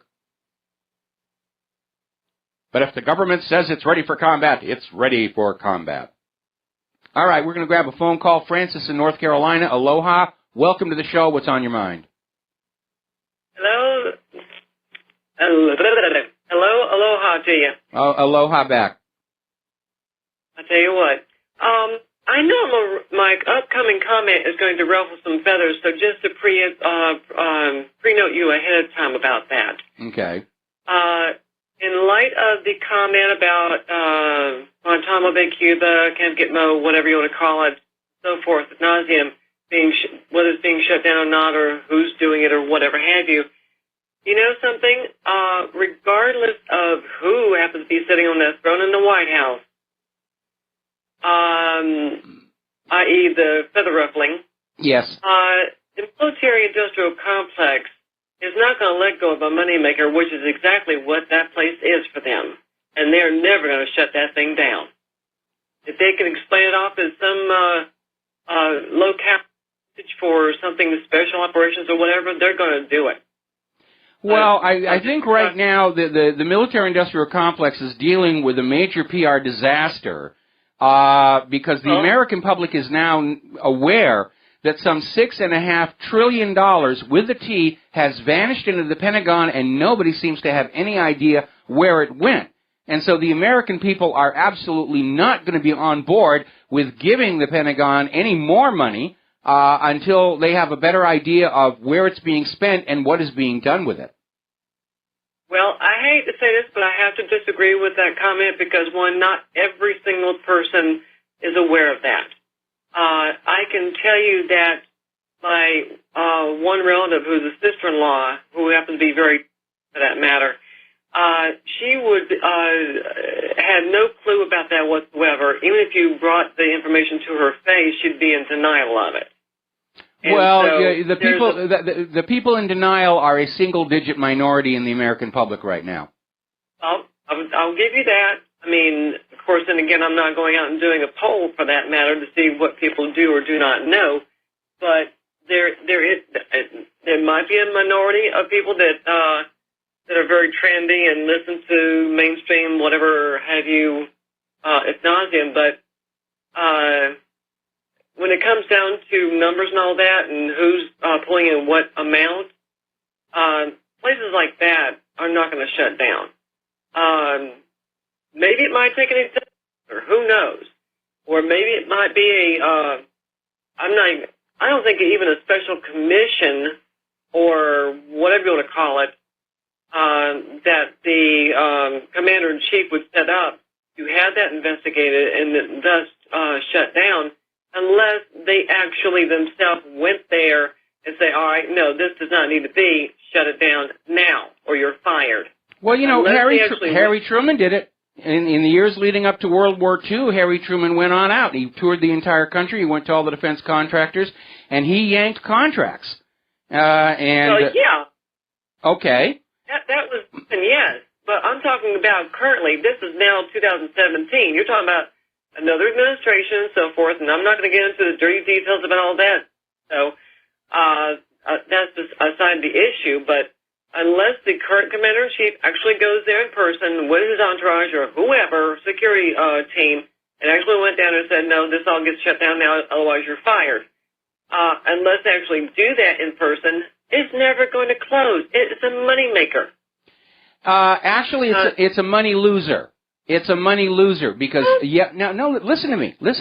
The people inside the military-industrial complex are getting very, very rich, and they're absorbing a huge amount of the gross domestic product, with which they produce very little that can be used to actually improve our economy, other than by direct conquest of other people's wealth. The fact is, most of that money is effectively being poured down holes, like missile silos and onto warships, and the same mentality back during the original Cold War. We're going to spend all this money, and we don't care if the stuff works or not, because the theory is it's never actually going to be used.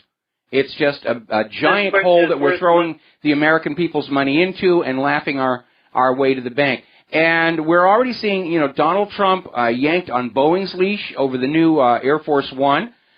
He's yanked on Lockheed Martin over the skyrocketing cost of the F-35. And we're already seeing Boeing come on back and say, well, maybe we could cut a few billion off the deal. And Lockheed is saying, well, we could tighten up a few things here. Because, everybody understands it's out of control spending here. And Trump is a businessman. His first instinct is going to be to lower the cost to do what he needs to do in order to free up more revenue to accomplish other things in areas that have been neglected. And so I think that's why the military-industrial complex is afraid of Donald Trump. Again, I hate to agree with the bookies, but yeah, there's a very real chance he's not going to survive his first term in office. Well, there's one thing, an actual thought for you, Michael, is this. Common sense, when it comes to things like this, gets thrown out the window. But then again, when you're dealing with politicians in D.C., there's no such thing as common sense. And that's all there is to it. Well, there is when the voters start saying we're only going to vote for candidates with common sense. And when Harry Truman was doing what he did, the American people responded. That's why he ultimately wound up as vice president and then inherited the presidency and then beat Dewey, despite the corporate media of his day trying to sabotage him. Well, true. Now, also, mind you, that was a different point in time considering how high-tech this day and time is compared to then. It's enough to blow your mind. You have to literally get a section of duct tape to wrap your head to comprehend what in the world is actually going on. Well, it's deliberately obfuscated. I mean, they don't want people to know where the money is going. I mean, and we're not even talking the Black Project here. And again, if you've never seen it, there's a very funny movie called The Pentagon Wars. It's based on the book by the same title about the development of the Bradley infantry fighting vehicle. It was directed by Richard Benjamin. He did a fabulous job. And it is still out there in like Netflix or Hulu, and you can hunt it down and you can watch it. It is a fun movie. And everything that's in that movie, it really did happen, including the thing with the sheep. Wow. What was the name of that again? Pentagon Wars. You know, with a name like that, it's almost in your face. Yes. That's sad. And you're gonna love the opening titles too. Okay, thanks an awful lot. We're gonna let you go. No, if you go back and you look at history, there have been some horrendous military boondoggles. Things that you'd say, why did they even try and make this? You just had to know it was not going to work the way they thought it was going to work. But it's all about money and so forth and so on. Speaking of which, our government is probably one of the most creative and ridiculous governments when it comes to new ways to waste your money. And back in this last year, we were talking the other day about some ridiculous research projects which appear to be funded as a payback for political favors. But apparently the National Eye Institute and National Science Foundation spent $300,000 to conclude that girls will play with Barbie dolls more often than boys. Apparently this came as a shock to the liberals who honestly believe that there is no difference between men and women other than what society imposes on them. And that goes all the way back to that Margaret Mead nonsense. This study by the National Science Foundation also found that girls could better identify the faces of Barbie from a lineup of assorted dolls. You know, there's all these different Malibu Barbie and Paris Barbie and Oprah Barbie and divorcee Barbie who comes with all of Ken's stuff. And, I mean, that was the whole point of this thing. $300,000 to find out whether boys or girls spend more time playing with Barbie dolls. I could have answered that question for a mere $100,000. I guess that's why I'm not in government. The National Science Foundation and UC San Diego apparently spent $1.5 million to put a mud skipper fish literally on an underwater treadmill to test its flopping speed and need for oxygen. $1.5 million. The National Science Foundation and Department of Defense Office of Naval Research spent $460,000 so that computers could binge watch 600 hours of TV shows and 400 hours of online videos, all to see if an algorithm would emerge to predict when characters would hug, kiss, shake hands, or exchange a high five. Primetime soap opera Desperate Housewives and the sitcom The Office were among the big targets of this artificial intelligence study. The rationale was the Navy said we need to develop computers that will anticipate what their human operators are going to do. Only if your ships are being crewed by the Real Housewives of San Diego, I guess. The FAA has dumped $200 million into building and upgrading the Mid-America St. Louis Airport in Mascota, Illinois, which has only one airline operating out of it. Just one. I got to look at that airport through Google Earth. It's amazing here. All right, a little bit of economic news. The United States lost 286,000 manufacturing jobs under Obama. They gained 3,238,000 jobs in retail and food service, which are all minimum wage. Apparently up in Chicago, Mayor Rahm Emanuel is very unhappy that Moody's gave the city a junk bond rating and is trying to sort of muscle Moody's into rescinding that. You know, you give us a better rating or maybe something bad going to happen to you. You know, this is Chicago. We've got Chicago ways of doing these things. Apparently, Bitcoin just suffered a major collapse, and the Chinese investors who got in late got fleeced. Seems like somebody did a virtual pump and dump on that one. We'll be right back after these words from our sponsors. And aloha, America. Welcome back to our show here. Now, we keep hearing from the government, from Barack Obama, from the Bureau of Labor Statistics, from the New York Fed, the economy is in good shape. Look at the stock market. The economy is just absolutely doing fine. We've never had so many food service workers in the nation's history. We don't understand why you think the economy's in trouble. Just because we don't manufacture anything anymore. Nobody wants to buy our GMO agriculture. But if the economy's really in good shape, why are Walmart and Boeing laying off workers? Why are so many retailers closing stores? JCPenney just jumped on that list. They're going to be closing more of their stores. And here is where it really comes down to, should we trust the government and the corporate media? We already know they are lying big time. 7.2 Pinocchios on the unemployment numbers. By the simple device of not counting people who have been unable to find work for weeks or months or years, they don't count them. The unemployment numbers are based only on the people who just lost their job in the last couple of weeks. So they come up with a number like 5%. Meanwhile, there are over 95 million American citizens willing and able to work right now who have not been able to find jobs for weeks or months or years. That's the reality. So obviously that 5% number is a lie. And as it turns out, there's another one out there that is a bald-faced lie, and that is the claim that inflation is only running at 1.7%.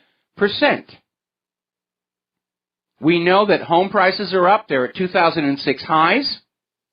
Rent has been climbing between 3 and 6% for the last few years.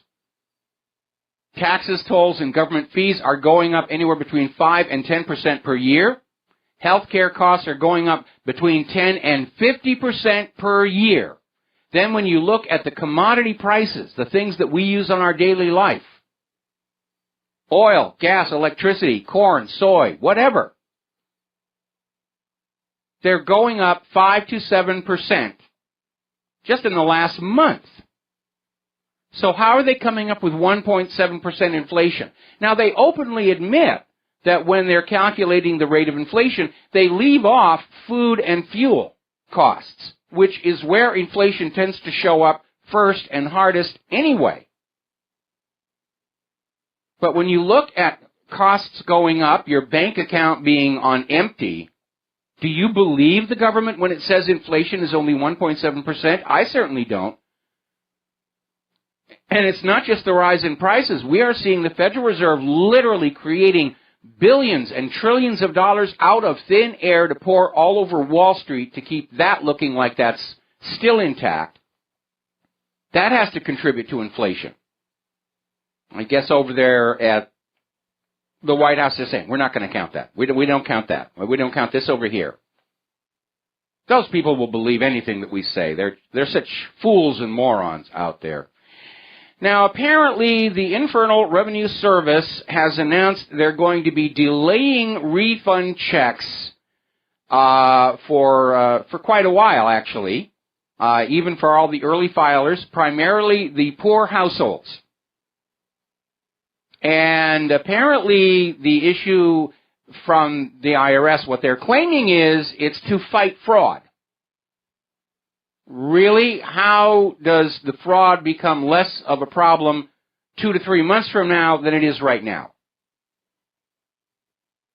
I think the Treasury just simply doesn't have the money to be paying refunds. And at the very least, they're going to have all of that money to roll around and play with, and you won't. So something funny is going on over there at the Internal Revenue Service. Now, getting on out to the globalists, they're not having a good time. Human Rights Watch has now denounced Trump and European populists as being a threat to human rights. Now, that's getting pretty Orwellian, because it is our right to choose our own leaders. It is our right to place our nation's interests over that of the neighboring nations. Those are our human rights, and we are exercising them. But Human Rights Watch is basically saying that the only human rights to be concerned about are the globalist ones. All right, we got to take a break for commercials. We'll be back. We got a caller waiting on the line. We'll be back after these few words. And aloha, America. Welcome back to the show. We got some breaking news here. Al-Masdar News is reporting that mere minutes ago, the Israeli Air Force bombed a Syrian Arab Army ammunition depot inside the Meza Air Base in rural Damascus. In other words, Israel just carried out an airstrike against the Syrian army, against the Syrian government. And maybe that's how they're going to start the war with Russia. Because Russia may chase them out of there, and the U.S. will say, well, we have to come to the defense of Israel and Russia are now hostile, and blah, blah, blah, blah, blah, blah. Any excuse to send your children off to be killed and crippled for more money. But this is clearly an attempt to provoke the situation there. All right, we're going to take a phone call. Mateus in Canada, aloha. Welcome to the show. What's on your mind? On that topic, if Israel were to ever nuke somebody, that would fulfill this prophecy that one day all the nations of the world would be marching on Israel. Well, I don't know who's going to march on Israel once they finally actually acknowledge that they have nuclear weapons. Of course, it's probably the world's most poorly kept secret at this point. No, I mean, if they flipped out and went and nuked Iran or something, the whole world would then come to put down Israel. And that would fulfill the prophecy that one day all the nations will be descending and marching down on Israel. Anyway, it's not, that's not really the point of why I was calling. Well, this sounds so boring now. I wanted to talk about deodorants and colloidal silver. Okay. Okay, so the best deodorant is a crystal block. There's a brand name just called Crystal. Yes. And I wanted to explain the difference between deodorant, antiperspirant, and antibacterial. So a deodorant is just perfume. An antiperspirant is a bad idea that closes the pores so you cannot sweat properly. That jams up your lymphatic system. Yeah, that's a bad idea. And then what this is it's an antibacterial. So it leaves the pores open so you can breathe properly and your lymphatic system is working properly. It just creates an environment that is not conducive for bacteria to prosper. So it's just a very salty environment that the bacteria doesn't like. Yeah, I've seen those. I've seen those rock crystals before here, and the problem is there are chemicals in whether they're called deodorants or antiperspirants. There are some very toxic chemicals in there, and especially women. When you realize the close proximity between your armpit and your breast tissue, you have to wonder if some of this breast cancer is caused by these toxic chemicals, and unfortunately, we live in a society where corporations are allowed to sell us dangerous, risky products as long as it makes money and they're paying taxes to the government and the government gets their piece of the action. These things seem to be okay until the public kicks up a stink, and then they'll go, oh, all right, we'll stop selling that. God, you people are so picky. Yeah, so we have to take care of ourselves from the grassroots level up. Yes. And just find these products that are good for us. And I'm a man that works hard, and I never have BO ever. Like, this is so effective, it's incredible, and it's healthy. I bet you it's even a little bit good for you, just some natural mineral salt. So regarding colloidal silver, I'm an inventor, and I built a machine, and I just wanted to share some tips of how to make better quality colloidal silver. Okay, well, it's going to have to be quick because we're running out of time, and I still got a bunch of stuff I got to get to. Okay. If you purchase your silver as a form of bullion, you cannot use it because it has a coating on it. But if you wire brush that off with a wire wheel brush or a bench grinder with a wheel, then you have 10 times less impurities in your silver because it's quadruple 9 pure bullion, which is instead of the triple 9 pure that everyone else uses. And well, you know, there's a trick of making the we have an article at What Really Happened on how to make nanosilver because we make our own here, and we really work to refine the process. And I hate to cut you off, but we are running out of time, and we got a lot of news and other phone calls that we need to get to. So, Mateus, can you just answer me a different question? Just real quick. pH properly? Say again? How do I test pH properly? You said something about a titration or something. Titration. Well, how do I do that? pH properly test my pH? pH isn't a factor in the making of nanosilver. No, it's a separate topic. It was my last question. Well, just go to Wikipedia and look up titration. Titration. Okay, thanks, Michael. Have a great day. All right, thanks an awful lot. We're going to switch over to Jesse in Ohio. Aloha. Welcome to the show. What's on your mind? Hey, Mike. How you doing? I was just reading. They're saying Trump's going to make a big announcement on the 20th, right before the inauguration, and there's plenty of speculation that announcement's going to be that he has become gender fluid and will assume the office of presidency as a woman just to make Hillary's head explode. I would pay good money to see that. I would too, actually. All right, Mike, I just had to throw that in there. You have a good day. All right, thanks an awful lot. Okay, we're going to let you go there. That actually was funny. I would actually pay money to see that. Okay, now then. In terms of the immigration issue, during Obama's term in office, deportations dropped 73%. We've been seeing it all along. Obama's sending out the message, don't kick them out, we need them to vote for Hillary. The number of deportations going on in this country right now has hit a 43-year annual low at a time when the illegal immigrant and refugee problems are skyrocketing completely out of control. Now, Angela Merkel probably needs to rethink her decision to run for another term as Chancellor of Germany. Apparently, she was over in Brussels getting some kind of an honorary award. You know, politicians love to decorate themselves with gold and ribbon and brass and all this other thing because they think it fools you into thinking that they're important and trustworthy. And she was met with major protests in the streets saying, Merkel must go, Merkel must go, Merkel must go. And the issue were both the increasing social and economic costs of the refugee program and all the recent terror attacks tied to this open borders policy. Now, as you know, Donald Trump campaigned on and came into office talking about building a wall along our border with Mexico and getting Mexico to pay for it. And Mexico was saying, no, we're not going to do that. And we've all been joking about we don't need to build a wall, just put crocodiles in the Rio Grande. Talk about getting the pumpkin chunkers to replace the ICE and just fling these people back over the border. But apparently Mexico has now blinked, and they've told Trump that, yes, they're ready to discuss the wall and how it's going to be built and how it's going to be paid for. There's going to be no shortage of building material, of course, because when Trump won the election, 60 million Democrats all crapped a brick.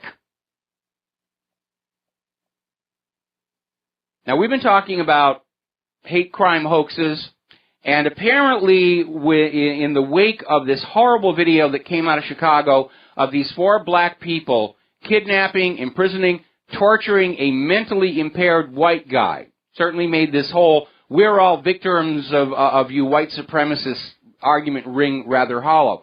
So down at Arundel High School, there was apparently some stuff going on about white supremacist Twitter threats, and even a poster. The KKK is coming to town. We're going to start attacking all your people. Police have finally arrested a 14-year-old black student for staging this hoax.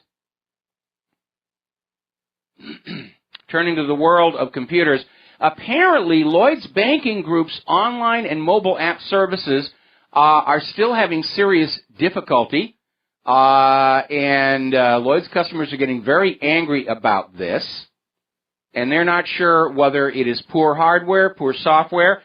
I'm sure they're going to blame it on Russia hacking, or it could be that Lloyd's Bank is dealing with cash flow issues, and we have seen banks before that get into a very restrictive cash position. They'll shut down their ATMs, and then they'll say, oh, we were being hacked. We had to do it for the safety of our customers, which is nonsense. And Lloyd's is basically out there with a non-explanation explanation, experiencing intermittent issues. We're still investigating. I don't want to speculate, blah, blah, blah, blah, blah. But I would be I'd be taking a really good look at their current cash position here.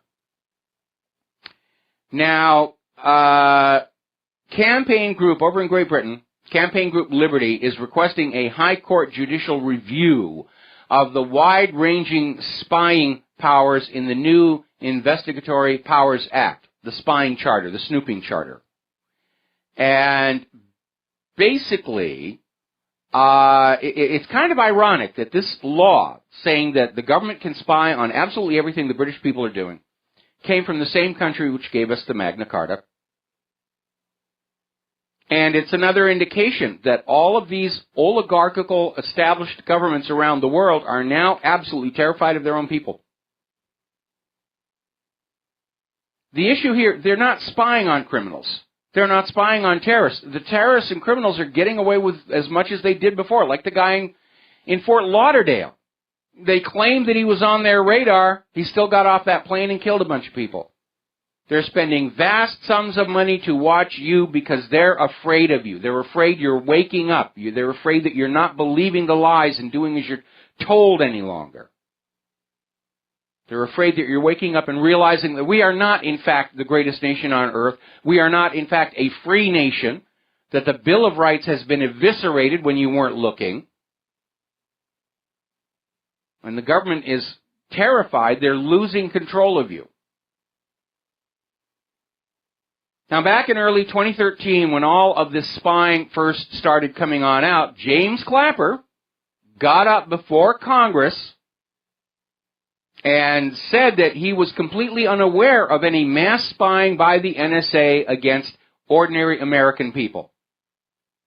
And now they're trying to say, well, how could you say that? We know now because of Edward Snowden. This stuff's been going on all the way back to the Echelon program of the 1980s.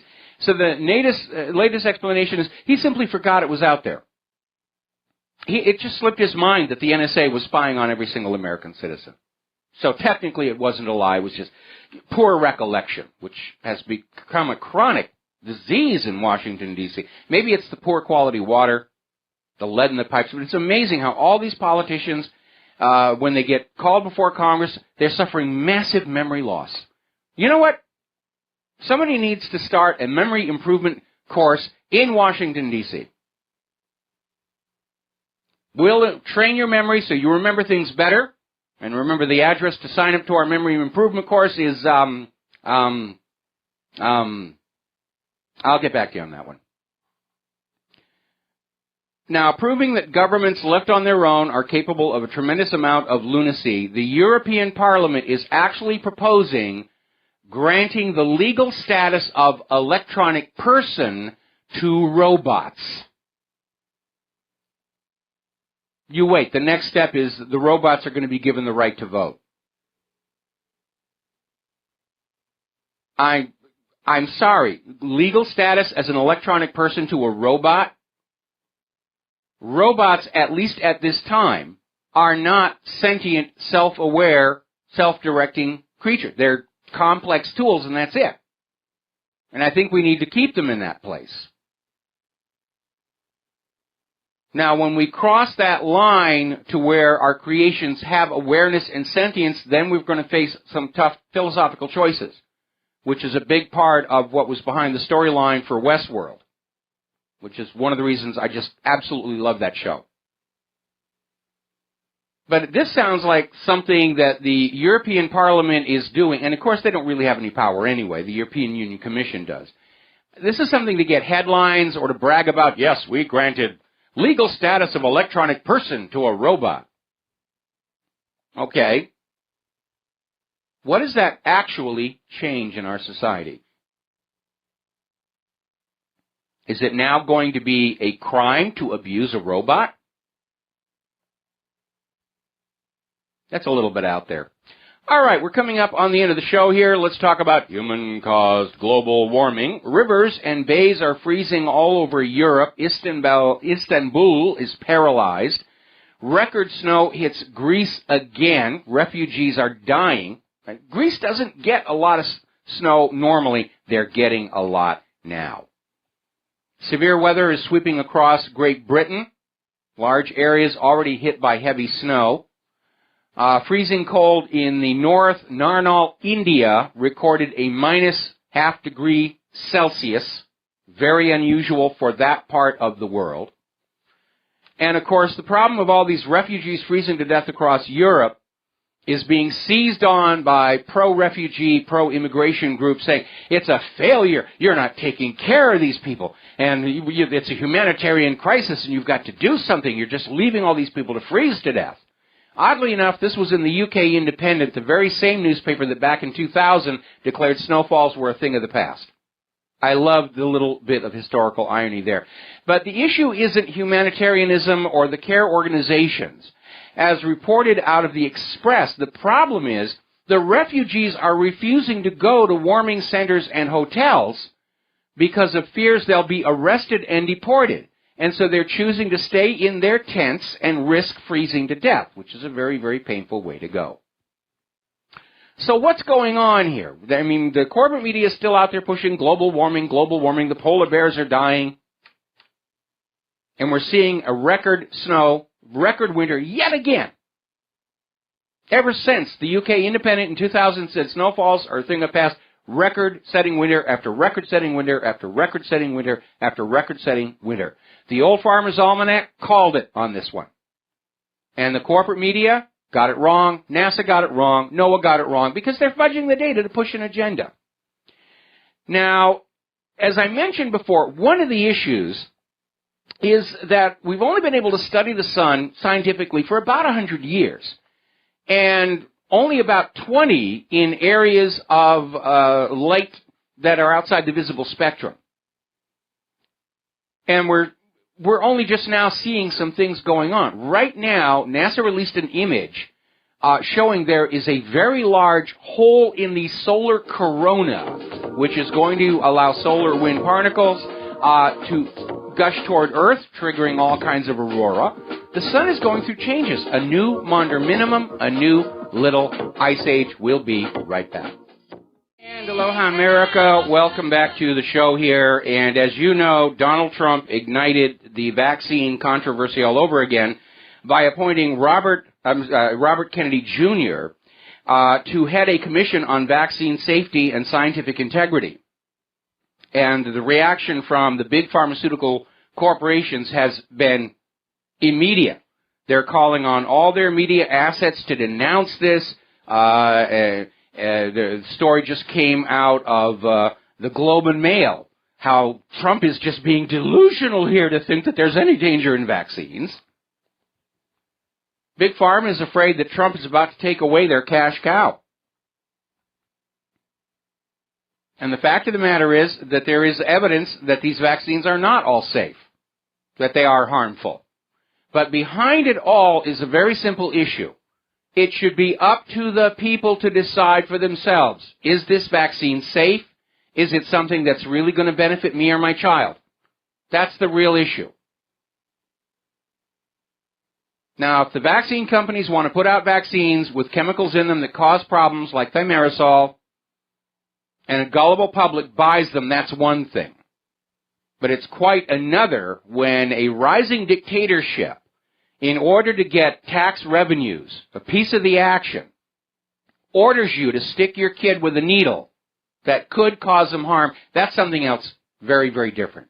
Now, over at the CDC, scientist Dr. William Thompson has confirmed Trump's suspicion that there is a link between vaccines and autism. It is real. Now, remember, William Thompson was the CDC scientist who authored the CDC's report claiming there was no link. Then he blew the whistle saying that the CDC's report was a complete fraud, that they cherry-picked the data to get the result they wanted. I mean, thimerosal is based on mercury. Mercury is a known neurotoxin. Remember Alice in Wonderland, the Mad Hatter? There's actually an historical precedent for that. Because back in the time of Lewis Carroll, milliners, hatters, would use mercury to prepare hair fibers for the felting process. Exposure to the mercury would make the little scales on the hair stand up and grab tighter and bond. And that was a key part of creating the felt, which was then formed over the mold to create the hat. And hatters had a reputation after years in the business of being just borderline insane. And it was the mercury poisoning. That's where the expression mad as a hatter comes from. That's where the character of the Mad Hatter in Alice in Wonderland came from. There's a real issue there. And again, as I mentioned earlier in the show, the first documented cases of autism appeared just after the mercury-based preservative was added to vaccines. So each succeeding generation of corporate executives and presidential administrations just went along and went along. Now it's a gargantuan scandal. When it comes on out, the American people are going to realize this was a multi-generational fraud to get money. And it harmed untold millions of people. There's the music time for me to get on out of here. Remember, you Rivero's Rangers, your mission, should you choose to accept it, grab that story about Ukraine buying those old junker T-72 tanks, post it everywhere with the comment that the only possible use for those tanks is to fake a Russian invasion to launch World War III. We'll be back tomorrow. Aloha, America.